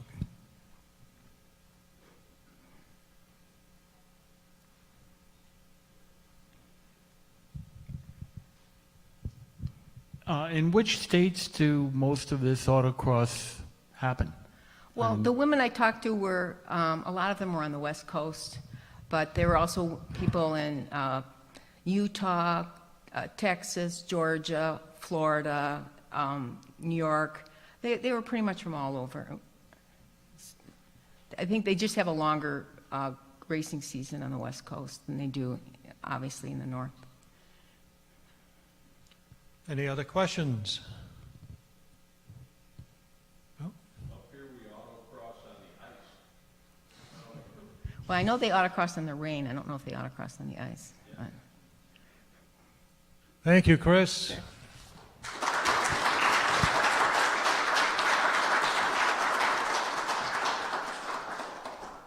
Okay, folks, we're going to take a break until 3:15, thereabouts.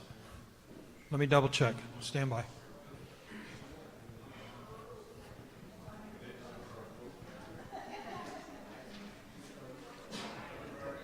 Yes, please be back about 3:15, 3:20.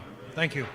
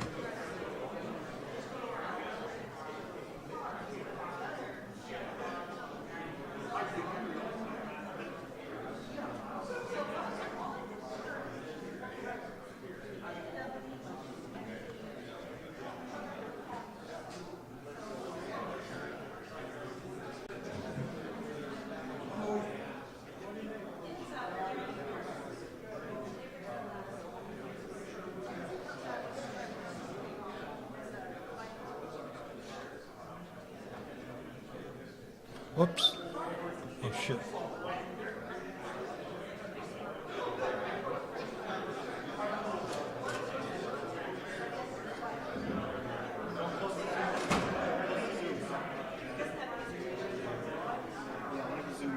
Yeah, I just screwed up.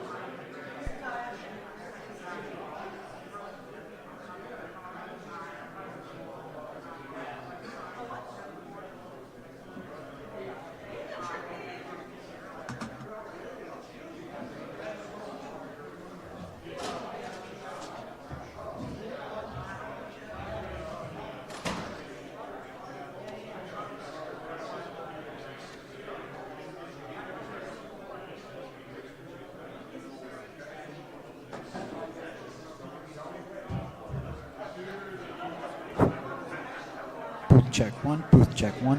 Booth check one. Booth check one. Booth check one. Booth check one. Booth check one. Booth check one.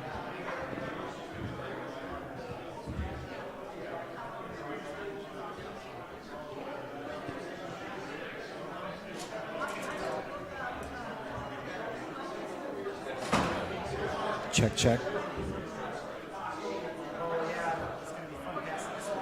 So basically, if you hold it right here,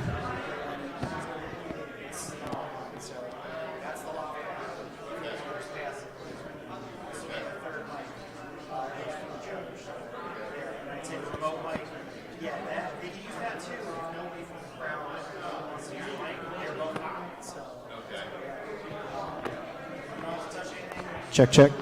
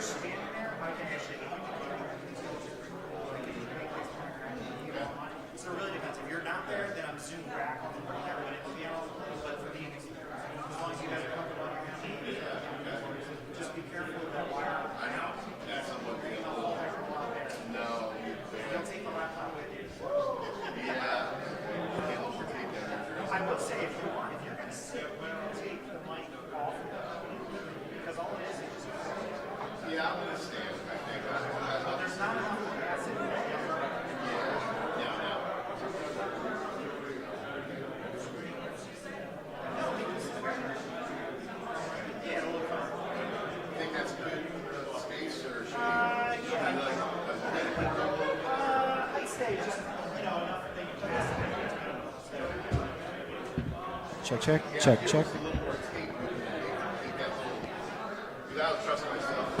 We will be returning shortly.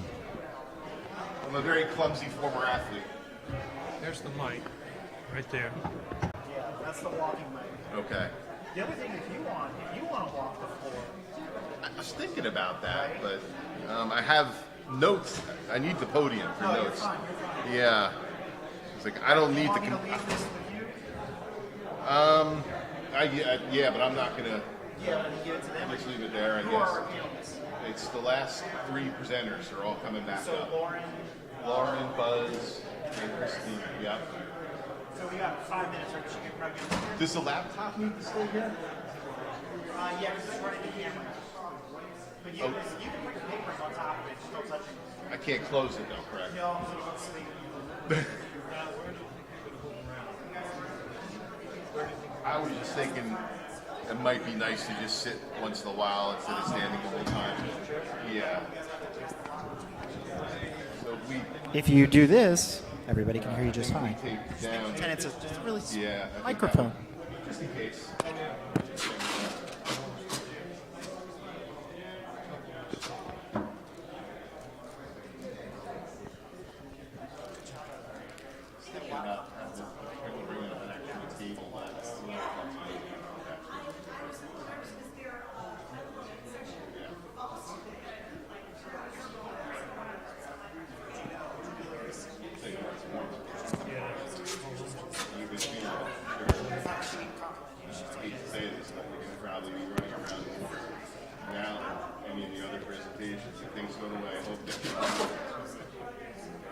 Duke said he would walk around for a while too.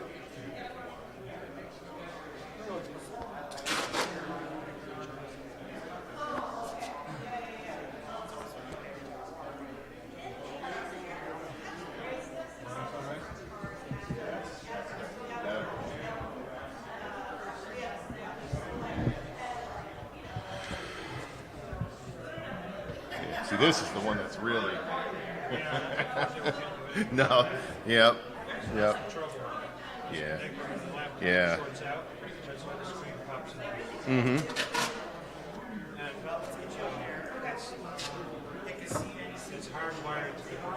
Uh-huh. Yep.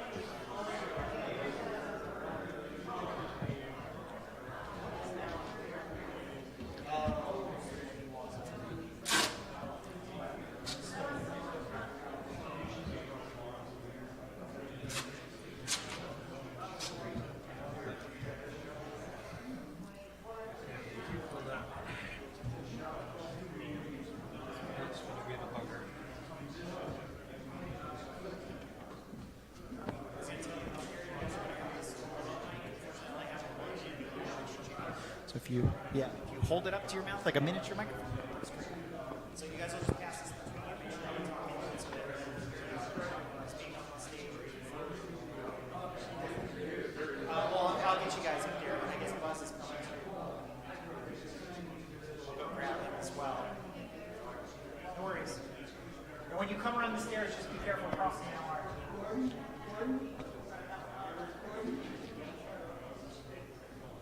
I guess you're back. Are you back up on stage? Yes? Yeah. Less than a minute, so. No. Yes. I was going to tell you, you guys are going to pass this along there, Mike. One of the conference areas. Pew.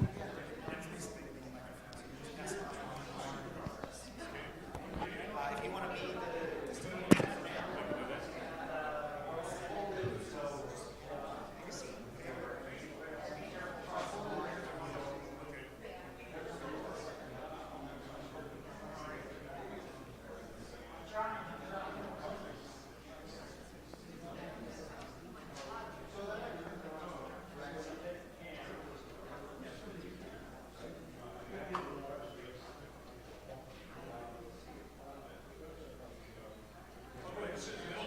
Yeah, there you go.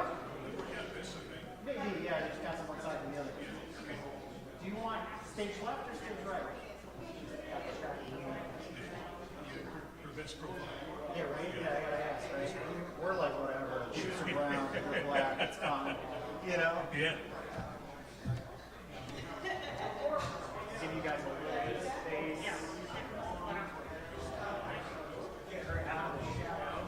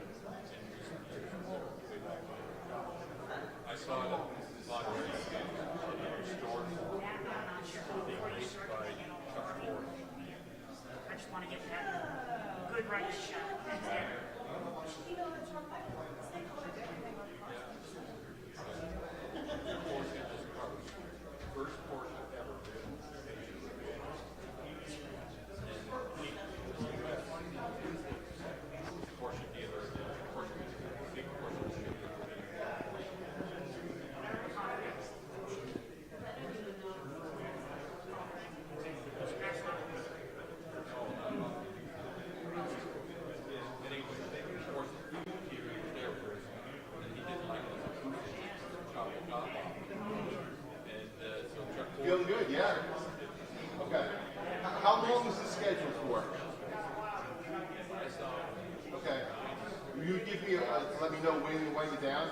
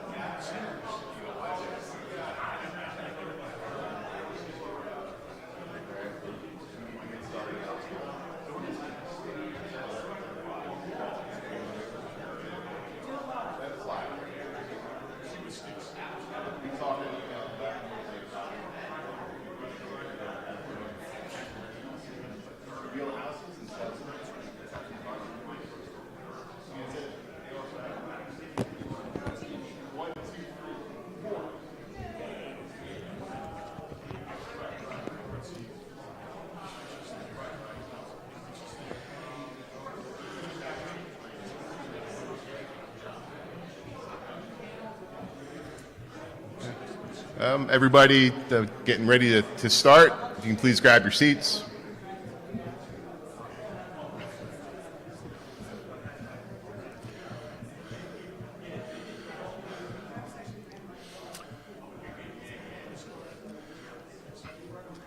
Joe Callie's going to escort people to their seats in a moment.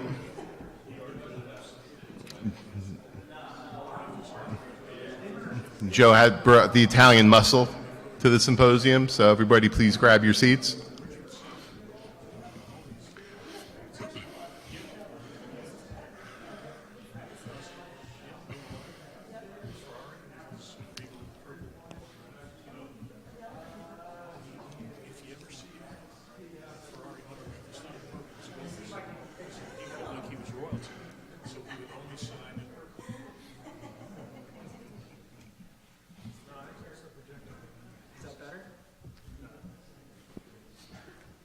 Okay, never mind. Let's a little bit of light. Okay, go for it.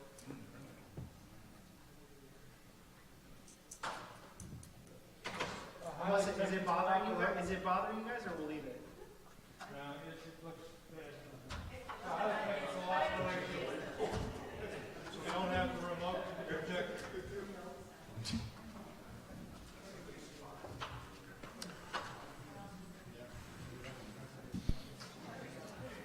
So I take it we're not live right now. Oh, yeah, we are. Because I walked out of the booth and I left it running. Yeah, I never shut it off during the break. Okay. That's why I was like, we're like 7, 8 minutes. Is that okay, you guys? There we go. Too bright?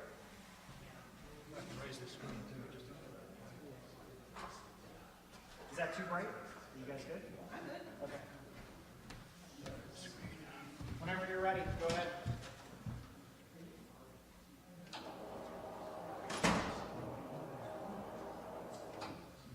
You know what, there's the nation blind behind us. I'm gonna leave it there.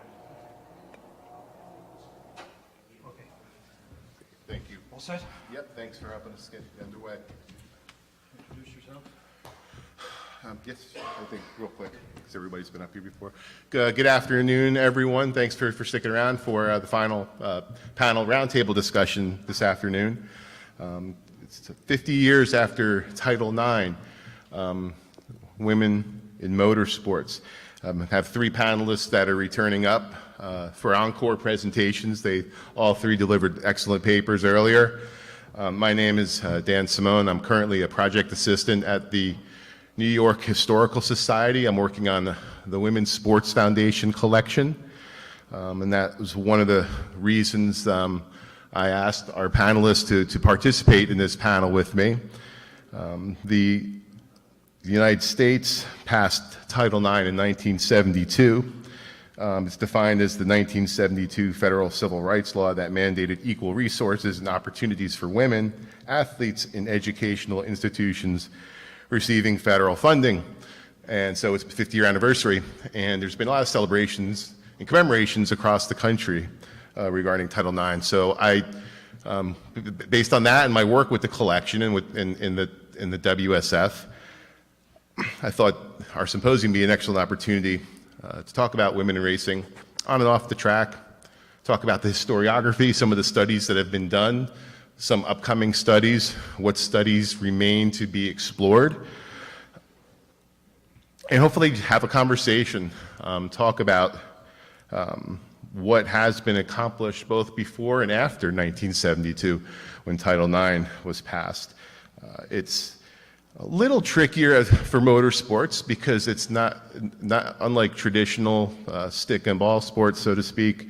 There are motorsports programs now that we're starting to see emerge at colleges and universities, but there's no Syracuse stock car racing team, right? We don't have that in racing, but it's still an opportunity to draw parallels as far as what's been accomplished and where maybe more work needs to be done after 50 years after Title IX. Also, just wanted to say it's really nice to be back and to see some old friends back at the symposium and a lot of new faces as well. So it's really been an honor to have the opportunity to come back here and see everyone again and have the chance to speak. While we're talking today, I know we're going to miss somebody. We're probably going to talk about a lot of different incredible women drivers, mechanics, car owners, scholars, but I'm sure we'll miss somebody along the way. That being said, the hope is that some new names will come up, which might drive scholarship down the road for future studies. And I think our panel is it's an eclectic mix of scholars. We heard from them earlier. Buzz grew up around NASCAR, grew up around the sport in Daytona.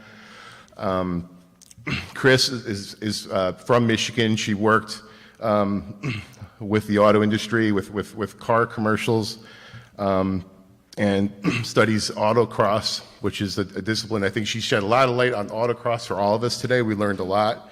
And then Lauren comes to us. Initially, she was working in Hollywood, working on commercials, and now is working down at the Revs Institute in Naples, Florida, where there's a lot of excellent work being done there, preserving automotive history as well. So I think we have a different mix of opinions, and tied in with myself. I was curator at the NASCAR Hall of Fame from 2016 to 2021. So before my time at the New York Historical, I was working at a racing museum. So I guess the first thing, and I also want to point out, I really would like to have a lot of audience participation for this roundtable, which means the hope is that Bob's going to get his cardio for this final roundtable. I'd like this to be interactive and value audience participation because I think we'll have a stronger roundtable the more points of view we are able to get from the folks out in the crowd. And so, first thing I wanted to talk about is historiography. We've come a long way since Mark Howells from Moonshine to Madison Avenue back in the 90s. A lot of racing scholarship has emerged. A lot of great work was actually discussed the last couple of days. Some of these papers have either already appeared in publications or they're going to appear in publications. And so I'd like to ask my co-panelists to talk a little bit about using their respective expertise in their types of motorsports disciplines. And where are we at with historiography? What studies remain to be done, and what historical studies have the three of you found to be most helpful or most insightful? Maybe what's a must-read, for instance? For me, Janet Guthrie's autobiography, Life at Full Throttle, is an absolute must-read. I think it's a fantastic book. It was not ghostwritten. Every time I talk to Janet, she makes sure to mention that.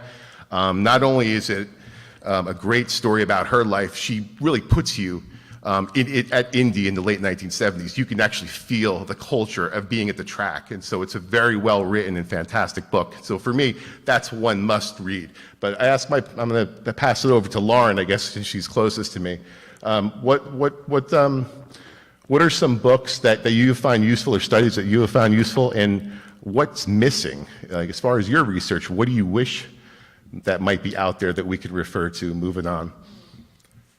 So there are definitely, I would say, because I came late to motorsports, and I'm not employed at Revs. I don't represent them in any official capacity. I just spend my Saturdays there volunteering, which has been one of the great pleasures of my life, and introduced me to a whole community of people who are passionate about the preservation of the car as a study of, of history, and of sort of, they call it preserving the future of the past. And it gets me excited because I think there are a lot of untapped resources, shall we say, like, papers, archives, and so forth, that just haven't been digitized yet. They're sitting in boxes somewhere, but they tell the story of so for example, I know, for example, at Revs, they have the personal papers of Maurice Philippe, who was the auto journalist who I quoted early on in my presentation. And I know from other references there are letters from Lucy in there, but they just haven't been digitized yet. And because I work 9 to 5, and the library is only open 9 to 5, like, sort of, we need people who either have funding or some kind of, grant that allows them to go and sit there and either digitize them or coordinate them in such a way that it becomes a much more easily searchable resource. I ended up relying, for example, for my presentation, I leaned heavily on online resources, and one of the best examples I found was actually the Bibliothèque Nationale de France has an online portal called Gallica, and they've literally taken newspapers going all the way back, all in public domain, and not only digitized them, but done, they're text searchable. So I was actually able to, it's not perfect, obviously, because the computer's trying to guess what this old print is saying, but it was enough to get me a start. So anytime I read in a book that, oh, so-and-so won this, I could actually go corroborate that in the French press at the time. And look at other, anytime, Lucy's name pops up, well, who else pops up every time she pops up? And I could take it from there. But I think, to me at least, when I think about scholarship and making this stuff available to people and everybody kind of working together as a society to figure these things out, the more we can make it available online and searchable online, to me, that's the key. So.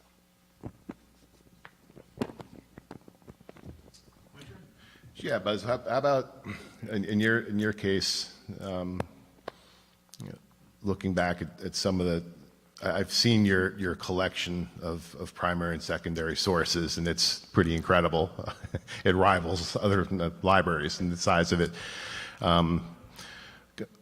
Maybe I'd be curious, I think the audience might like to know, some of the publications, periodicals, more specifically magazines that you've referred to over the years in your research. Have any been more helpful? Have any publications tended to spend more time talking about women participation and excellence in motorsports than others?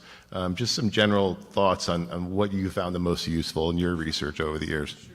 Well, one of my prime sources is the old Stock Car Racing magazine, and they started in May of '66. And as early as 1973, they had a monthly issue dedicated to women. Trophy queens, race drivers, car owners, all that. And I thought that was pretty neat. That was really early for that sort of thing. But Stock Car Racing magazine, even today, it's very timely if you want to go back and do research. And Speed Sport News was another one too. If you go back, it's good to see the items that are written about at the time. And it's not like the event is filtered down through the years through other writers. So you get a hold of a Speed Sport News or a Grand National Scene or something like that. That's really important. a book came out about 10 years ago called Driving with the Devil, and to me that was the most fantastic book. I had the good fortune of doing the narrated version of it, but Neil Thompson did a beautiful job. He wrote about stock car racing from about the mid-30s through the founding of NASCAR, and it's something that had never been written before. And I don't know how he did his research, but it was amazing. And he had all the major characters, you know, Raymond Parks and Red Byron and people like that, and Red Vogt. And he really delved into their psyche, if you will. And a lot of his stories I used on my presentation today about the moonshine. And it gives you the whole history of moonshine and where it came from and how it developed, going all the way back to I guess the Phoenicians back in the old days. They weren't even race drivers. But yeah, when that came out, that was a great book, and that was the last piece of the puzzle as far as the story of early days of racing goes. And I'm still waiting for like a biography on Red Byron, who was a disabled World War II veteran who only had the use of one leg, and he won the NASCAR champions, the first 2 NASCAR championships with only the use of one leg. That was pretty amazing. And I'm always looking for new stuff. There's some new things that Joe brought that I'm really tantalized over, especially the Bobby Marshman book, who was one of my heroes when I was a kid. And so it's nice that they're still bringing out new stuff like that hasn't been done yet. And so I'm always looking for something else. Thanks, Buzz. And Chris, you're a pioneer as far as scholarship dealing with women in autocross. I saw your CV, and you've researched the topic a lot, and you studied it a great deal. Are there other studies on autocross that we should keep an eye out for if we want to learn more about it, and then more specifically how autocross is applied to women? Because I know, going back to Janet Guthrie, she did compete in autocross way back in the 1970s when she was running SCCA before she was moving on to IndyCar and NASCAR.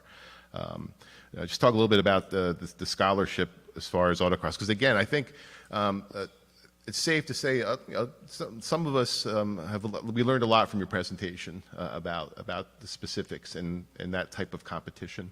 Well, I haven't found a whole lot of scholarship on women in motorsports. I think there's a handful of articles, less than 5, that talk about women who have participated in motorsports. There's one that just came out, I think last year, that where they interview women. It's qualitative. They interview women who are currently professional race car drivers. And I skimmed through it, and they reach a lot of the same conclusions that I do in terms of how women got into it, how they're treated, etc. In terms of my own scholarship, I haven't done a lot of motorsports. I'm just starting this, and then I did a chapter in a book in which I looked at. I was given the assignment of just do an article on women in motorsports. Well, it's a little broad for somebody who knew nothing about it. So I concentrated on women-only racing, sort of the history of women-only racing, because this is how most of the women got started, whether it was powder puffs, whether it was women's racing teams or women's racing series. And the sources on that were I found magazine articles, old results from races in the 1950s, old photographs. There's some people who are bloggers or who collect this kind of stuff, so I was able to contact them and get some information. But there's really not a whole lot in terms of there's books about individual racers, women who have, like Janet Guthrie and Lynn St. James and Denise McCluggage, who achieved great things, but that's different than scholarship that sort of looks at women in motorsports as a group rather than just an individual. I'd like to maybe extend this question to the audience. We had some good examples from the panel. What are some other good studies or examples of historiography of women in racing that we should be aware of, that we should refer to, and what also can help us delve deeper moving forward into putting together more studies about women in racing, both on and off the track. And I see we have a few hands, so Bob's going to walk around and with the microphone.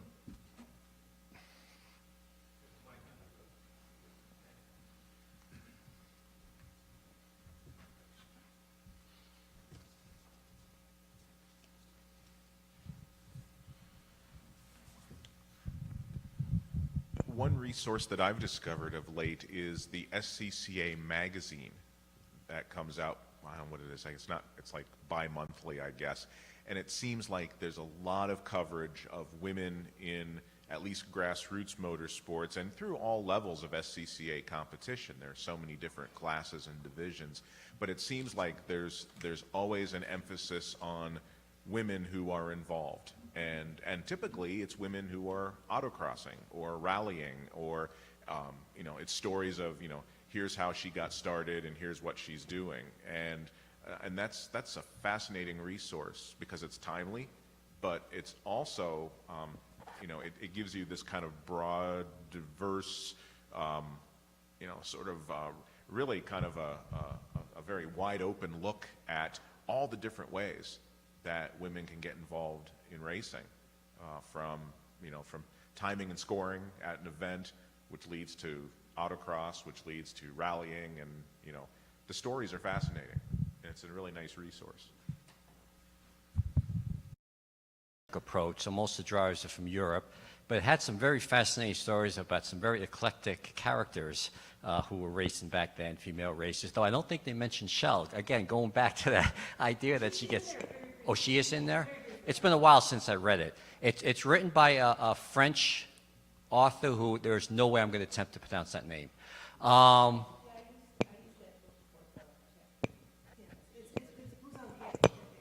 Yeah, what's that? Yes. And then there's also a book that Todd McCarthy wrote called Fast Woman, Legendary Ladies of Racing. And there's also the Driven by Desire, the Desiree Wilson story, written by her husband, Alan Wilson. But that I found to be a very fascinating book because it really delves into her racing as a woman, what it took to race as a woman. She's from South Africa, initially went to Europe when they realized she was getting good and needed to go to Europe. And the attitudes of how other drivers initially took her as a female race driver but she was a very aggressive driver, and it got to the point where some of the male drivers were literally scared of her if they wronged her on the racetrack or what kind of revenge she would seek on them.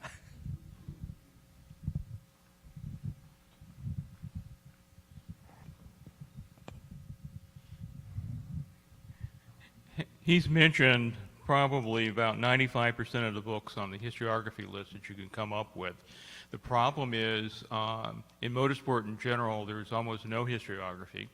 When you start drilling down into the women's side, Mark hit one of a few sources, that is the SCCA in, the last 20, 30 years, I guess, more emphasis on women and their different roles.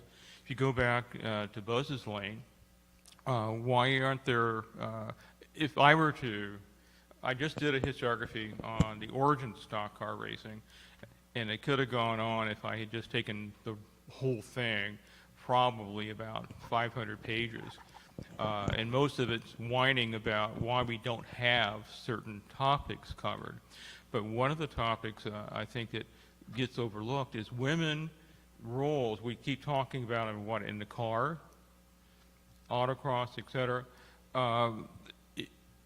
USAC had a female car owner of the championship car, and she couldn't go into the pits. Same thing, and this is the sort of thing. But if you start taking that look, historiography speaking, there is very little about, there is some true, but there's not a lot about the role of women as track owners and track operators. What about all the scoring and administrative roles that go on? Those are just sort of assumed. It's one of those blinding flashes of the obvious to everyone, and that they're just there. Without that infrastructure, and there's been so little work on it, and I kept looking and looking and looking, And of course, I'm too lazy to write about it at this point in my life. But the point is, there is this role of females, of women, from top to bottom, as age span, that really have played an enormous role in motorsport, particularly in the United States, Australia and New Zealand as well, very similar situation. Europe, kind of a mixed bag when I started looking at it, but it is a wide open field to look into this other aspect. I mean, there's about, I don't know, I tried to count the number of biographies of Danica, and I think I got to somewhere around 35, if that few. She's done a great deal.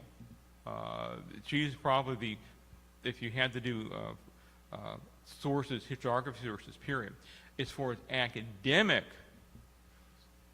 sources, the word zilch, it comes easily to my lips, because when I started looking through articles, when I started going through JSTOR and all those other sources, I mean, it was a desert, and you know exactly how this is, Chris. You've been down that road as well. There simply isn't exist. Even the books that you mentioned, there's no citations. There's no bibliography, so you don't know where he got his information from. So it's, you know, they're all named fast women, but when I'm using these books, but I'm thinking, how do I know that what he's saying is true? Because he had no proof. That's exactly the point that I think gets lost, is the fact that you and I understand the idea of where does this come from? Where are the sources? All these books, Fast Women, Fast Ladies, are nice stories, but what is where are the footnotes? I will take transcripts, etc., but you take those with a grain of salt after a point. Not to say that motorsport has a bad reputation on this for exaggeration. I know Buzz knows that everything he's been told is true over the years, without fail. The same thing with Dan. But really, it is a good question that we don't have a good answer for, as far as that goes, as far as I'm concerned. I know Buzz has got an enormous resource of material, and I think if you went back through it, it would be very spotty, I would say. You're right about Stock Car Racing Magazine. There was a couple of issues, but that didn't last long, if I recall. Stock Car?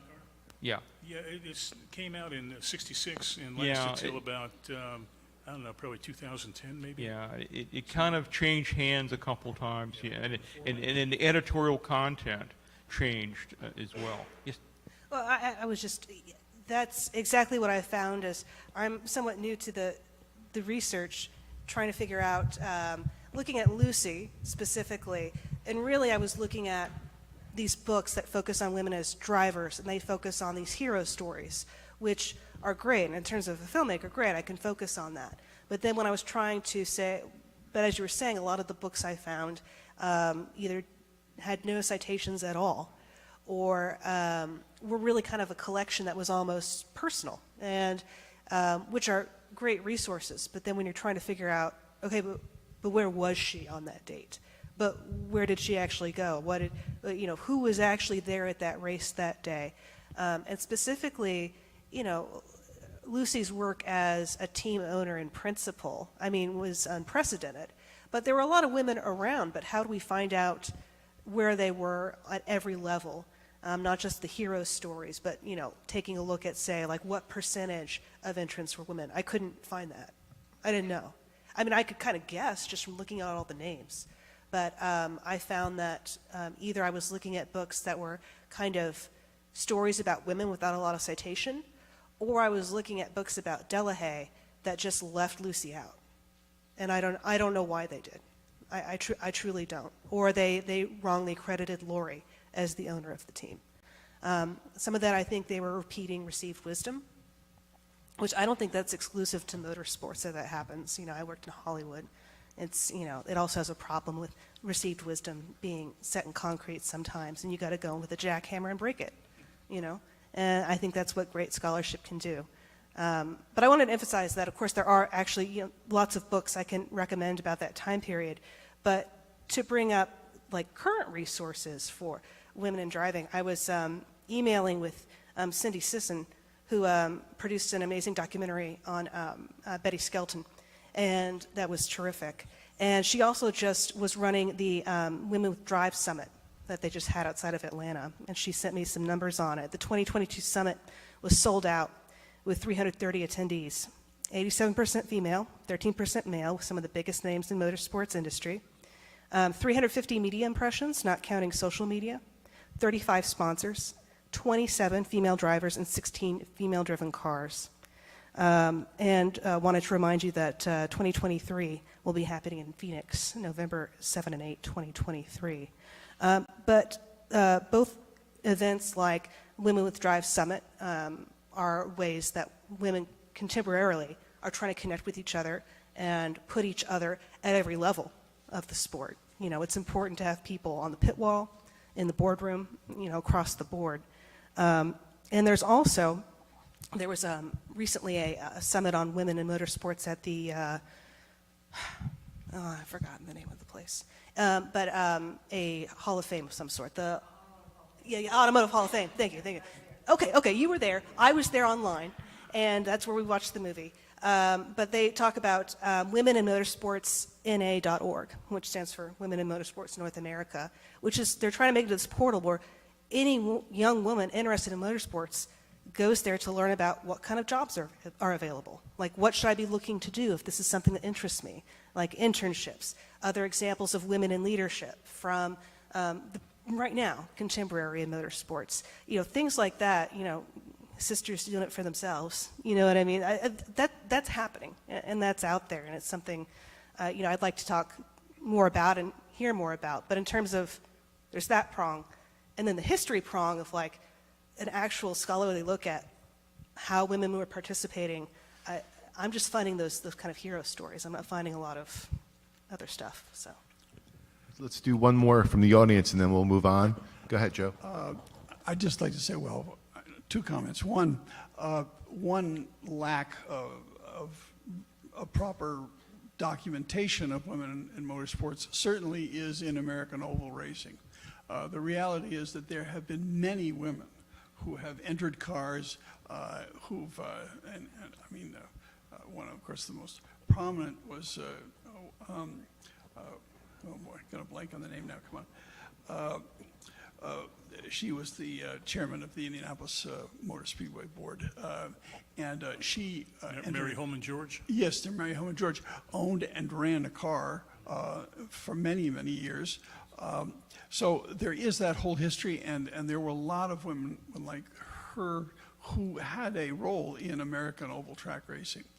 But to change the subject a little, I think one of the issues and the problems that arises with women in motorsports is that now, particularly, but in the past as well, the ladder system, that is the system in which people move up through in the competitive world, is a tough one. I think that if a young woman came to me and said, I want to be a race car driver, I think the first thing I'd tell her is get into karts if she's young. Learn how to drive a go-kart. Get in there, and there's excellent competition. It's relatively safe. It can be very fast, but it's one way, a step to move up. Another aspect which has not been covered, but again is there, and I mean I know several really well-accomplished women who are in vintage racing, who own and drive vintage racing cars, and who drive them very well. There's Mrs. McNeil, who owned a GTO, very well known. She raced that car as though, I mean, they're $50 million cars. She raced it as though it was a $10,000 car. She drove the wheels off that thing, and a very good driver. So, and I think it would be kind of interesting to do an article on her and several other women that I know who've done very well in vintage racing. So those things are, not only are there opportunities in vintage racing, but also there is a history, as I say, in American oval racing, in much more in terms of entry and ownership, but in opportunity in go-karts and in vintage racing.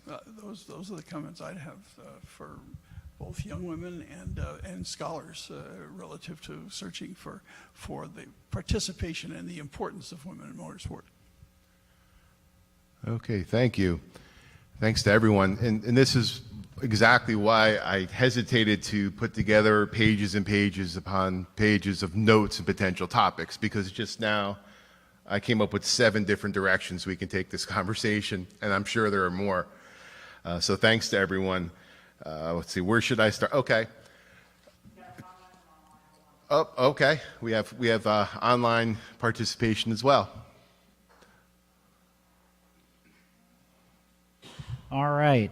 Darren says, just to note that on Tuesday, Latasha Causey was named track president of Phoenix Raceway and is the first ever female African-American track president in NASCAR history and the second woman to hold the position at Phoenix Raceway. Thank you. Yeah, championship weekend as well, as Buzz had just mentioned. So thanks to our online participant for bringing up that important and monumental tidbit of information. I'd like to ask my panel, but maybe ask the audience this as well. We were talking about sources, and one is in many instances when some of these hero books, pioneer type books are written. They're fantastic stories, they're inspiring stories, but often they're autobiographical in nature, and so they're not cited. There really aren't any footnotes associated with these personal stories that are being told. One way, alternate way of getting that type of information is through oral histories. And so there's been, I think, a greater movement as of late to compile oral histories on all different types of topics and subjects. And it's critical, of course, to get these stories before it's too late. So I'm asking the audience and the panel as well, is there an automotive library or a collection or a museum or a hall of fame or even an individual that has conducted an extensive number of oral histories with some of these well-known and maybe close to forgotten women participants in all different types of motorsports? Because those we can use as primary sources. And if those oral histories haven't been conducted yet, I think that could be some of the work ahead for all of us, because it's critical that we document and we talk to these people and we capture their voices on tape now before we no longer have the opportunity. So does anybody have any directions we can go into, or is anybody aware of where there might be a repository of women in racing and oral histories?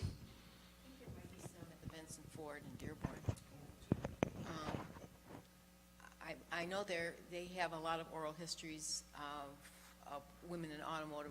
I don't know specifically if there are any about women in motorsports, so that might be a good place to start. Okay, thank you. So the Henry Ford. Oh, okay. Anywhere else? So thank you for that, Chris. That's one place that. About how many do you know approximately? We're talking dozens or hundreds, or? Is it just automotive in nature, or is it automotive racing, automobile racing? Okay.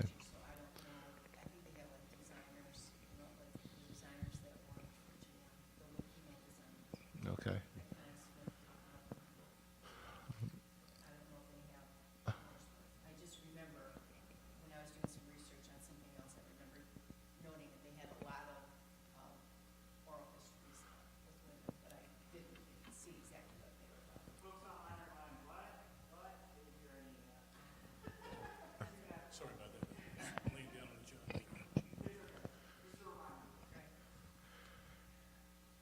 Anybody in the audience have any other suggestions besides I've that? got a possibility, and Buzz, I don't know, you live right down by there, but the Motorsports Hall of Fame of America, there are a lot of women who've been inducted in there in all disciplines. I mean, aviation and motorcycles and drag racing and everything. And I'm not sure, but I'm thinking there might be some oral history there, because I think George Levy is one of those guys who tries to collect anything and everything, and I think that's a possibility as a place to go and find some primary source material. Yeah, I think if not, I think George would be the type of person that would want to pursue such a project. There's no question about it. Right. Yeah, for sure. I'll check into that, Mark. What about here at the center? Have there been some that have been conducted over the years? With some of the guest speakers that have spoken here at the research center? Have any of them been recorded by any chance? So I'm just asking some of the staff that are in the audience.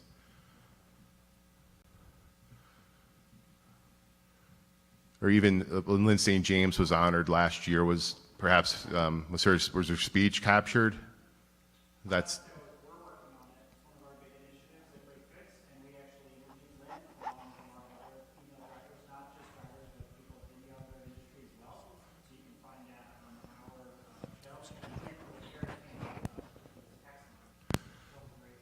Since she was interviewed at the Automotive Hall of Fame event, so she was on. She was zoomed in, but she was talking. So that's recorded somewhere.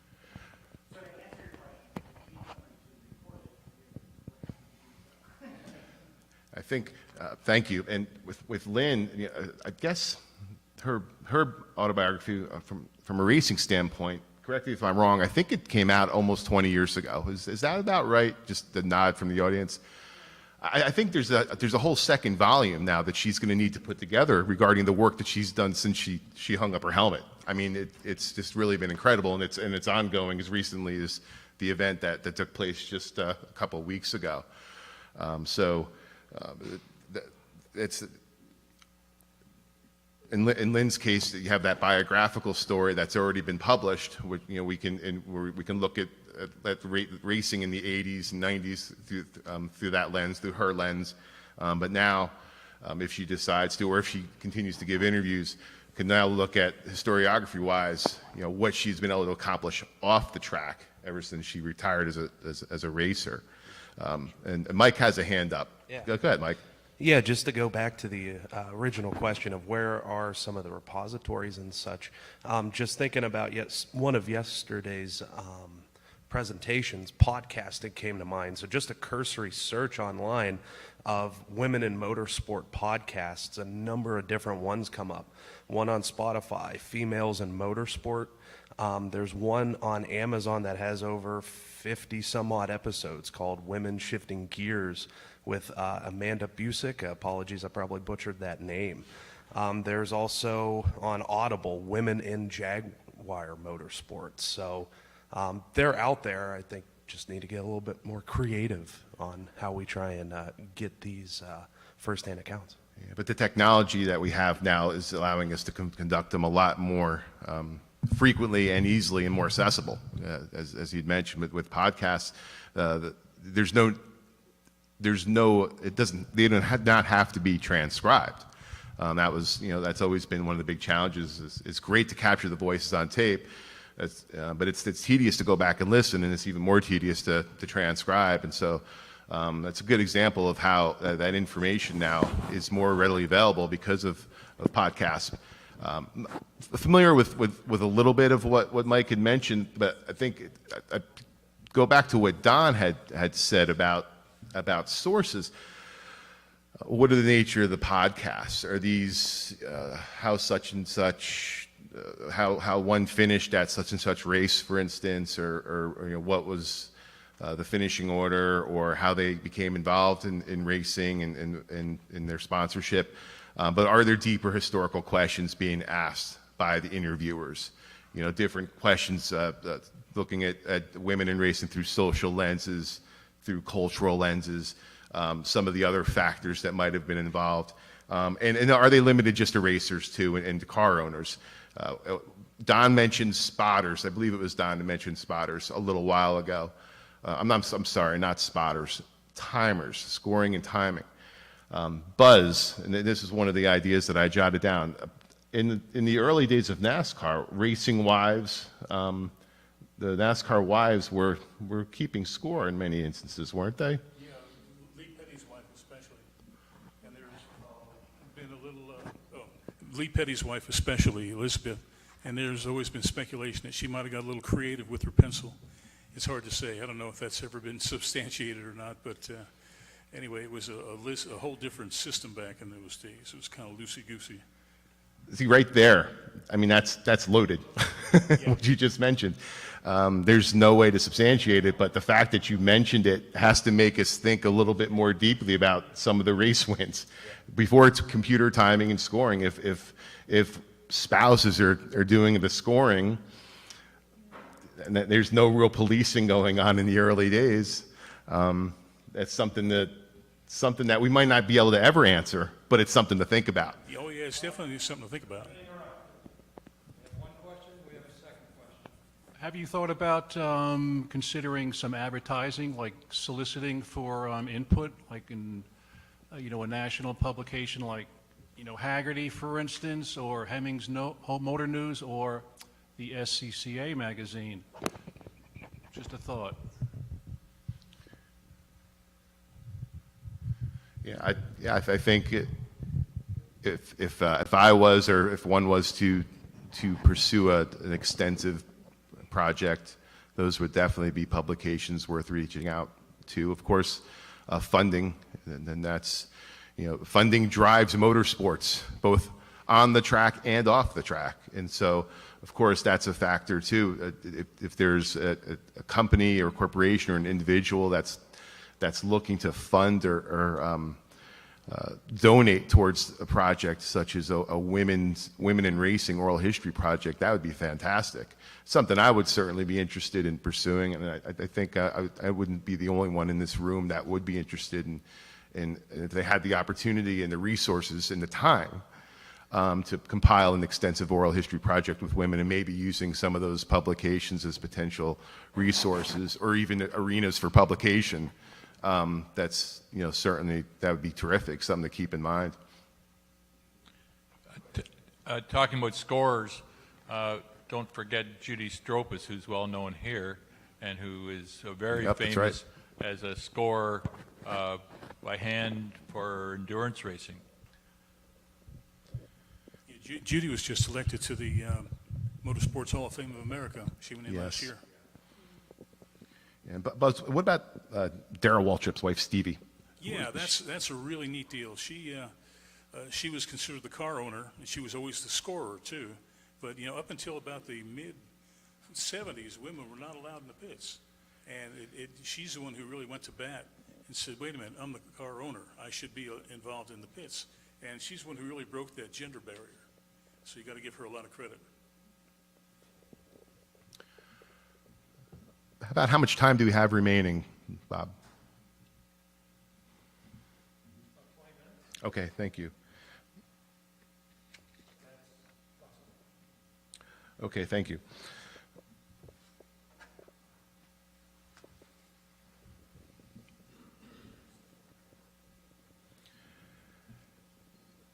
There's also the question of just how deeply we should dive, but how broad can we extend our research? How far beyond on and off the track we can extend our studies, and who do we need to speak with, or who has stories that that do fit into what we're trying to learn as we try to learn more about racing history. I was talking to a colleague about this roundtable a couple of days ago, and the colleague mentioned Linda Vaughn, and I said, yeah, I think by all means, Linda Vaughn, she has been involved with motorsports for decades, and rather recently, it gives me an opportunity again to refer to Buzz about a Linda Vaughn story. from not too long ago on your radio show, I believe it was, or down in Daytona, just how well known she is and how well connected she is with motorsports and how far back her association with racing goes. Yeah, she goes back to about 1960, 61. She was just a mere child, and she was Miss Pontiac and Miss Firebird and Miss Hearst Golden Shifter and all that sort of thing. She's got a whale of a biography out. Came out a couple of years ago, and it's really, really good. And it's amazing to see the breadth of her career and the people that she was associated with. She's almost your one-stop shop as far as, coming up with information about females in sports and the racing aspect of things. I would advise you get that book. It's really good.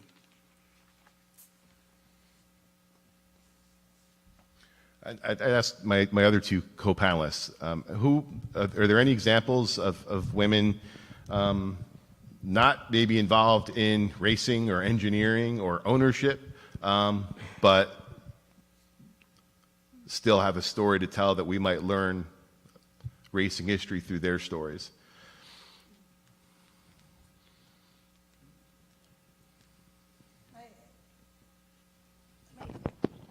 Well, I think, are you asking about women in other disciplines or just women who weren't in any official role in racing, but maybe because they were somebody's spouse or daughter?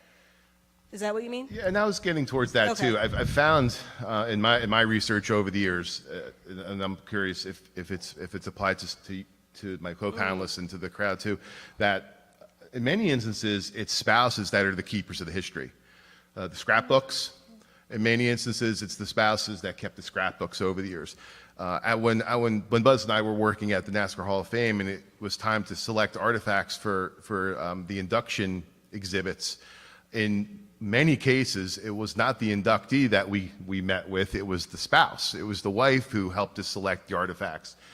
So that's one example of we've been able to gain a lot of knowledge. We've been able to learn a lot from hearing the stories from wives of competitors, not just racers, but engineers, because they've often been keepers of the histories, and they're the ones that have kept those primary sources.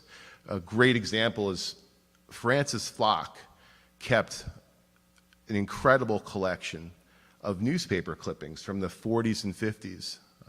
And not only did she amass an incredible collection, from just the size of it, it was preserved very well. And so, she passed away a couple years ago, but now those early days of NASCAR and those pre-NASCAR days that Buzz alluded to a little while ago, where there really is not a great deal of information, never mind a lot of cited information. Frances Flock is one of those racing wives who really did us a great service by keeping such a great record of not just her husband's career, but also what was going on in NASCAR and in motorsports in those early days. When I was doing the research for the book chapter, I came across there were some columns in a magazine. I don't know if it was Open Wheel or another one, but it was Tales from Racing Wives. And they had a regular feature where women would tell what it was like to be married to a guy who raced cars. So that might be a source for something. That's an interesting aspect. Yeah, because the wives, to hear their stories, especially the wives of the 50s. Marshall Teague's wife, Mitzi, told us the story. Marshall ran Indianapolis twice. He was later killed at Daytona testing an Indy car. But she said that every May, all the women, all the wives, would sit down in the first turn in a separate little section, and they'd drink every day because they knew that one of them was going to come home a widow, and they didn't know which one whose turn it was going to be. This is back in the mid-50s. And she said that was just the nature of the sport, and they were killing guys left and right back in those days. So it's really unfortunate. But Fireball Roberts' wife told the story about how one time they went duck hunting, and Fireball's retriever was sick, so she had to be the retriever. She went out and went duck hunting with them, and she was the one who had to go out and bring the ducks back in. So some of these women would do anything for their husbands. I'll just mention here that because I was really focused on the interwar period, most of the people who experienced it firsthand are dead. And so I don't, I will say that I know that Lucy Schell there was Harry, and then there was another son, Philip. And Philip kind of functioned as a historian for a while. I know he was a source for some information for some of these books that had no citations. But I haven't been able to find any personal papers or writings he may have had. So if anyone finds them, I'll give you my card, please, and send it along, because I'd like to see it. Yeah, how about in the audience? Mark has his hand up. I have a question that kind of cycles back around to when we were talking about Linda Vaughn. You know, Linda has a career in motorsports, a lot of connections, but she was primarily known as Miss Her Shifter, you know, Miss Firebird.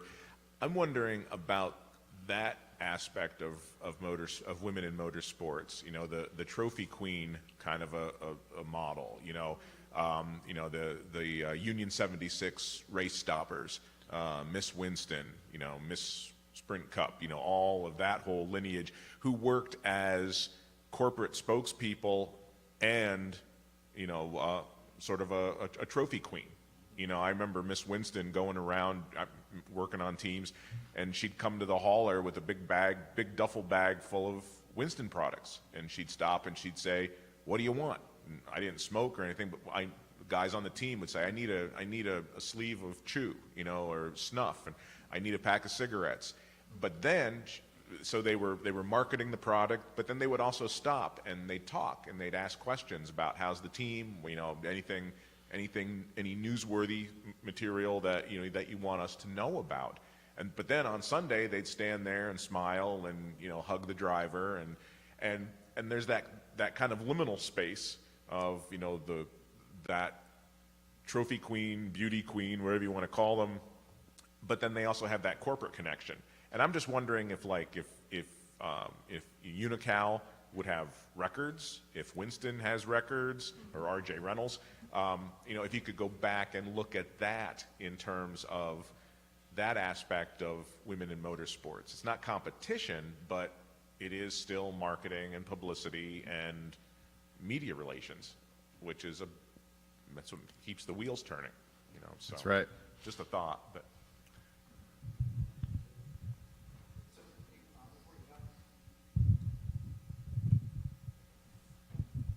So to dovetail off your point, it's very important. There's a lot of women, let's say, behind the scenes in the motorsport world. And as a matter of fact, this week we released an episode with Wendy Charlier, who's basically runs the show at Porterfield Brakes. She took over for SCCA Hall of Famer Andy Porterfield. She's been running the show since he passed away in 2012. And she's an extremely astute technical resource when it comes to braking technology, all that kind of stuff. And she really is not so much the forward face of Porterfield, but she's the person you get on the phone and gives you that one-to-one relationship with that company. And she's absolutely fantastic. And we got to go behind the scenes with her and talk about all that. So again, there's a lot of people in the industry that aren't the forward-facing celebrity folks that are also interesting to talk to and capture their oral histories as well. So I just wanted to point that out. Thank you.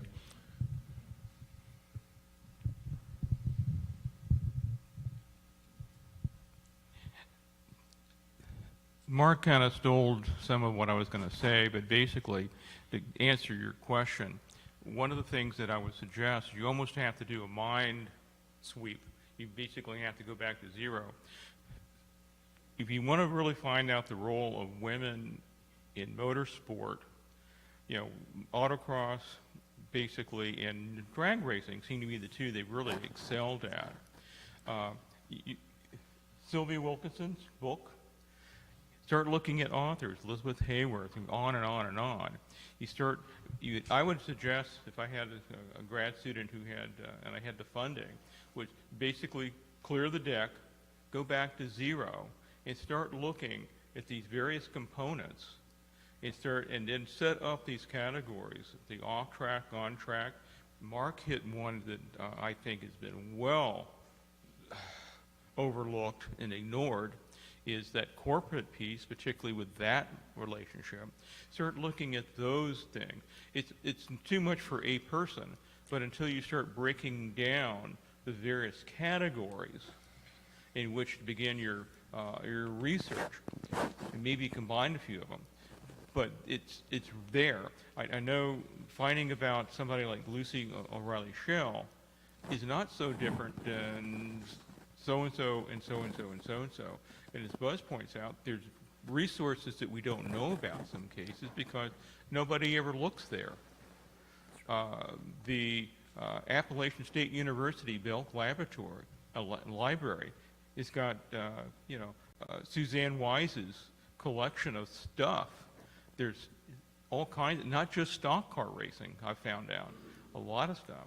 You got Revs, you got the research center here, but unless you start doing that, what are the categories, the authors? We haven't even talked about really authors that much as a separate category. There's a whole list of those people. And not just fact, what about all this fiction? Most of it seems to be written by females or using a female name for some reason.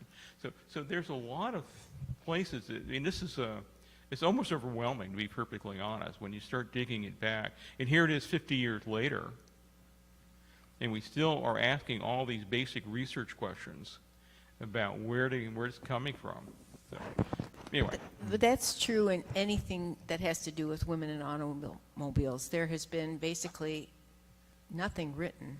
There are a couple of historians that have approached it. I've tried to look at the cultural aspect of women's involvement in car culture in various locations, but they're really, it's such a wide open topic. There's so many routes you can take.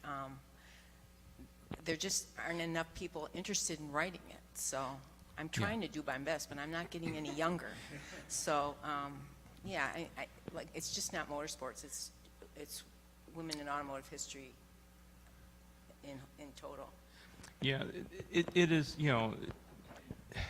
when I'm doing my research on the early years of motorsport, you have to understand automobile. And I see all this periphery material, rabbit holes where the women are involved. And it's really hard, not to want to go down those holes because you've got enough problems as it is. But yeah, this is an area that really, I think, Dan, is this panel is pointing out. There's a lot of work here, and a lot of it is just it's just the grunt work of digging and digging. Some of the stuff on the surface, I think we have a fairly decent handle on. I mean, Sylvia didn't just come out of the blue. So there's that. And then there's also, we don't do literature searches now, Mike, we do what, media searches? So that opens up that whole world of research that we probably have not tapped into at all to any extent. So that's my story, and I'm sticking to it, Dan. So while Bob's walking across the room, I wanted to just go back to what Mark had mentioned. Yes, Reynolds and Unocal had numerous photos, publicity photos of their women marketing and their models and such. But unfortunately, there's many instances there's no name, right? There's just pictures. And in other instances, there is just the name. But these pictures now are 40, 50 years old, these photos. Where are they? Many have probably passed on. And it's just another reminder, I guess, of how we all, Don likes to mention how we all have a lot of work to do, and that's one reason why we're all here. There's a few reasons why we're all here, and that's one is we're doing that work, and we're talking about our work, and we're looking forward to new work down the line. But there's also that concern of losing history. But there's an example of where we have photos, we have publicity photos, but we don't really know anything about these ladies. Where did they wind up? What did they go on to do after they moved on from working for R.J. Reynolds or working at the racetrack? And I think one thing it's observation that in 50 years since Title IX, The race queenology has declined. It's safe to say it's not as it once was. I remember it, I'm going to say it was about 10 years ago now when F1 did away with the grid girls. So, that's something that the next generation, I think there's going to be even significantly less of race queen culture. And so scholars down the road, the next generation, that they're going to have that task of, well, this is how races, this is what happened after somebody won a race. Wendell Scott in 1963 in Jacksonville, what happened with the when the race queen would not be willing to kiss Wendell Scott? Was that correct? That was a concern of NASCAR officials. That's right, because the race was determined later on, but that was, I remember that being one of the concerns was the publicity. Now Jacksonville's the deep south of the racing queen kissing Wendell Scott in 1963 after claiming victory in the race. So these are bigger than winning and losing on the track. These are bigger historical questions. We're talking about questions of race. We're talking about cultural questions, geographic and regional questions. And so it's little examples of how we can take some deeper dives. Where's our microphone? I think it passed on. I got it right here. Yeah, I was just going to say, I seen, there's a picture of Kara Hendrick, a midget back there, and she was killed in '91. But this year has been a historical year for female drivers, actually, because Jade Avedasian is a midget driver, and she won 2 midget races for the New World of Outlaw Extreme Series, which is the first time probably a female's won a national series, and also Kaylee Bryson was on the pole, or not on the pole, but she was on the front row of the Springfield Mile dirt race, and she had some engine problems, but she led a good portion of the race, and she ran the high side of a mile dirt track. If you win a Syracuse or a mile, usually people run the bottom, but the people were amazed how brave she was running the high side, and then she led for a while, and then she had a problem, got 5th. And there's another Taylor Ferns, a lady that has been around for a while, but she finished on the podium for 2 USAC Silver Crown pavement race, I think, at Winchester and IRP. And there's another Taylor Reimer who won a race this year at Millbridge. She was actually finished 2nd, but the guy got disqualified, so she won. So you've had 2 women win, national series races this year in the midgets, and start on the front row of a Silver Crown race and finish on the podium, a couple of them and stuff like that. And Kelly Bryson also, she got the A-main, qualified for the A-main for the Chili Bowl this year, first female to do that.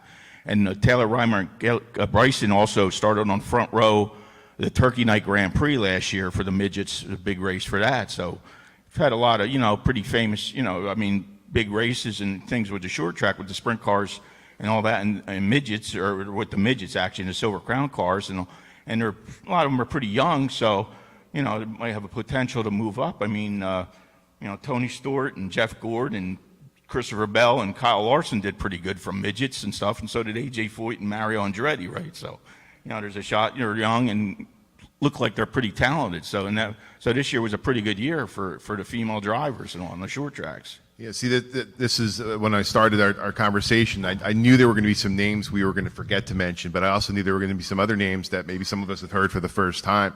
I guess a bigger question, you mentioned Jeff Gordon and Tony Stewart. Will one or any of these young women drivers have opportunities to climb that ladder system? That's, I think that's one question that continues to linger, is again, money buys speed. It's been that way since 1894.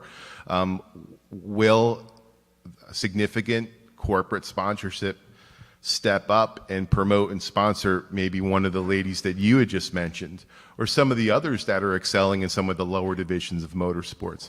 I think it's safe to say women have been excelling at lower divisions of motorsports and some higher divisions of motorsports for a long time, even before 1972.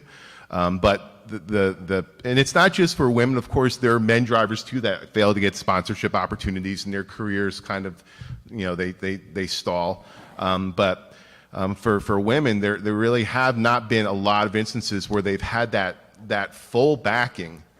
I think in the NHRA maybe we've seen more of that, but at other types of motorsports, other racing disciplines, we haven't seen that. And when is it going to change? Janet Guthrie quit racing not because she wanted to stop racing, she just could not get any money.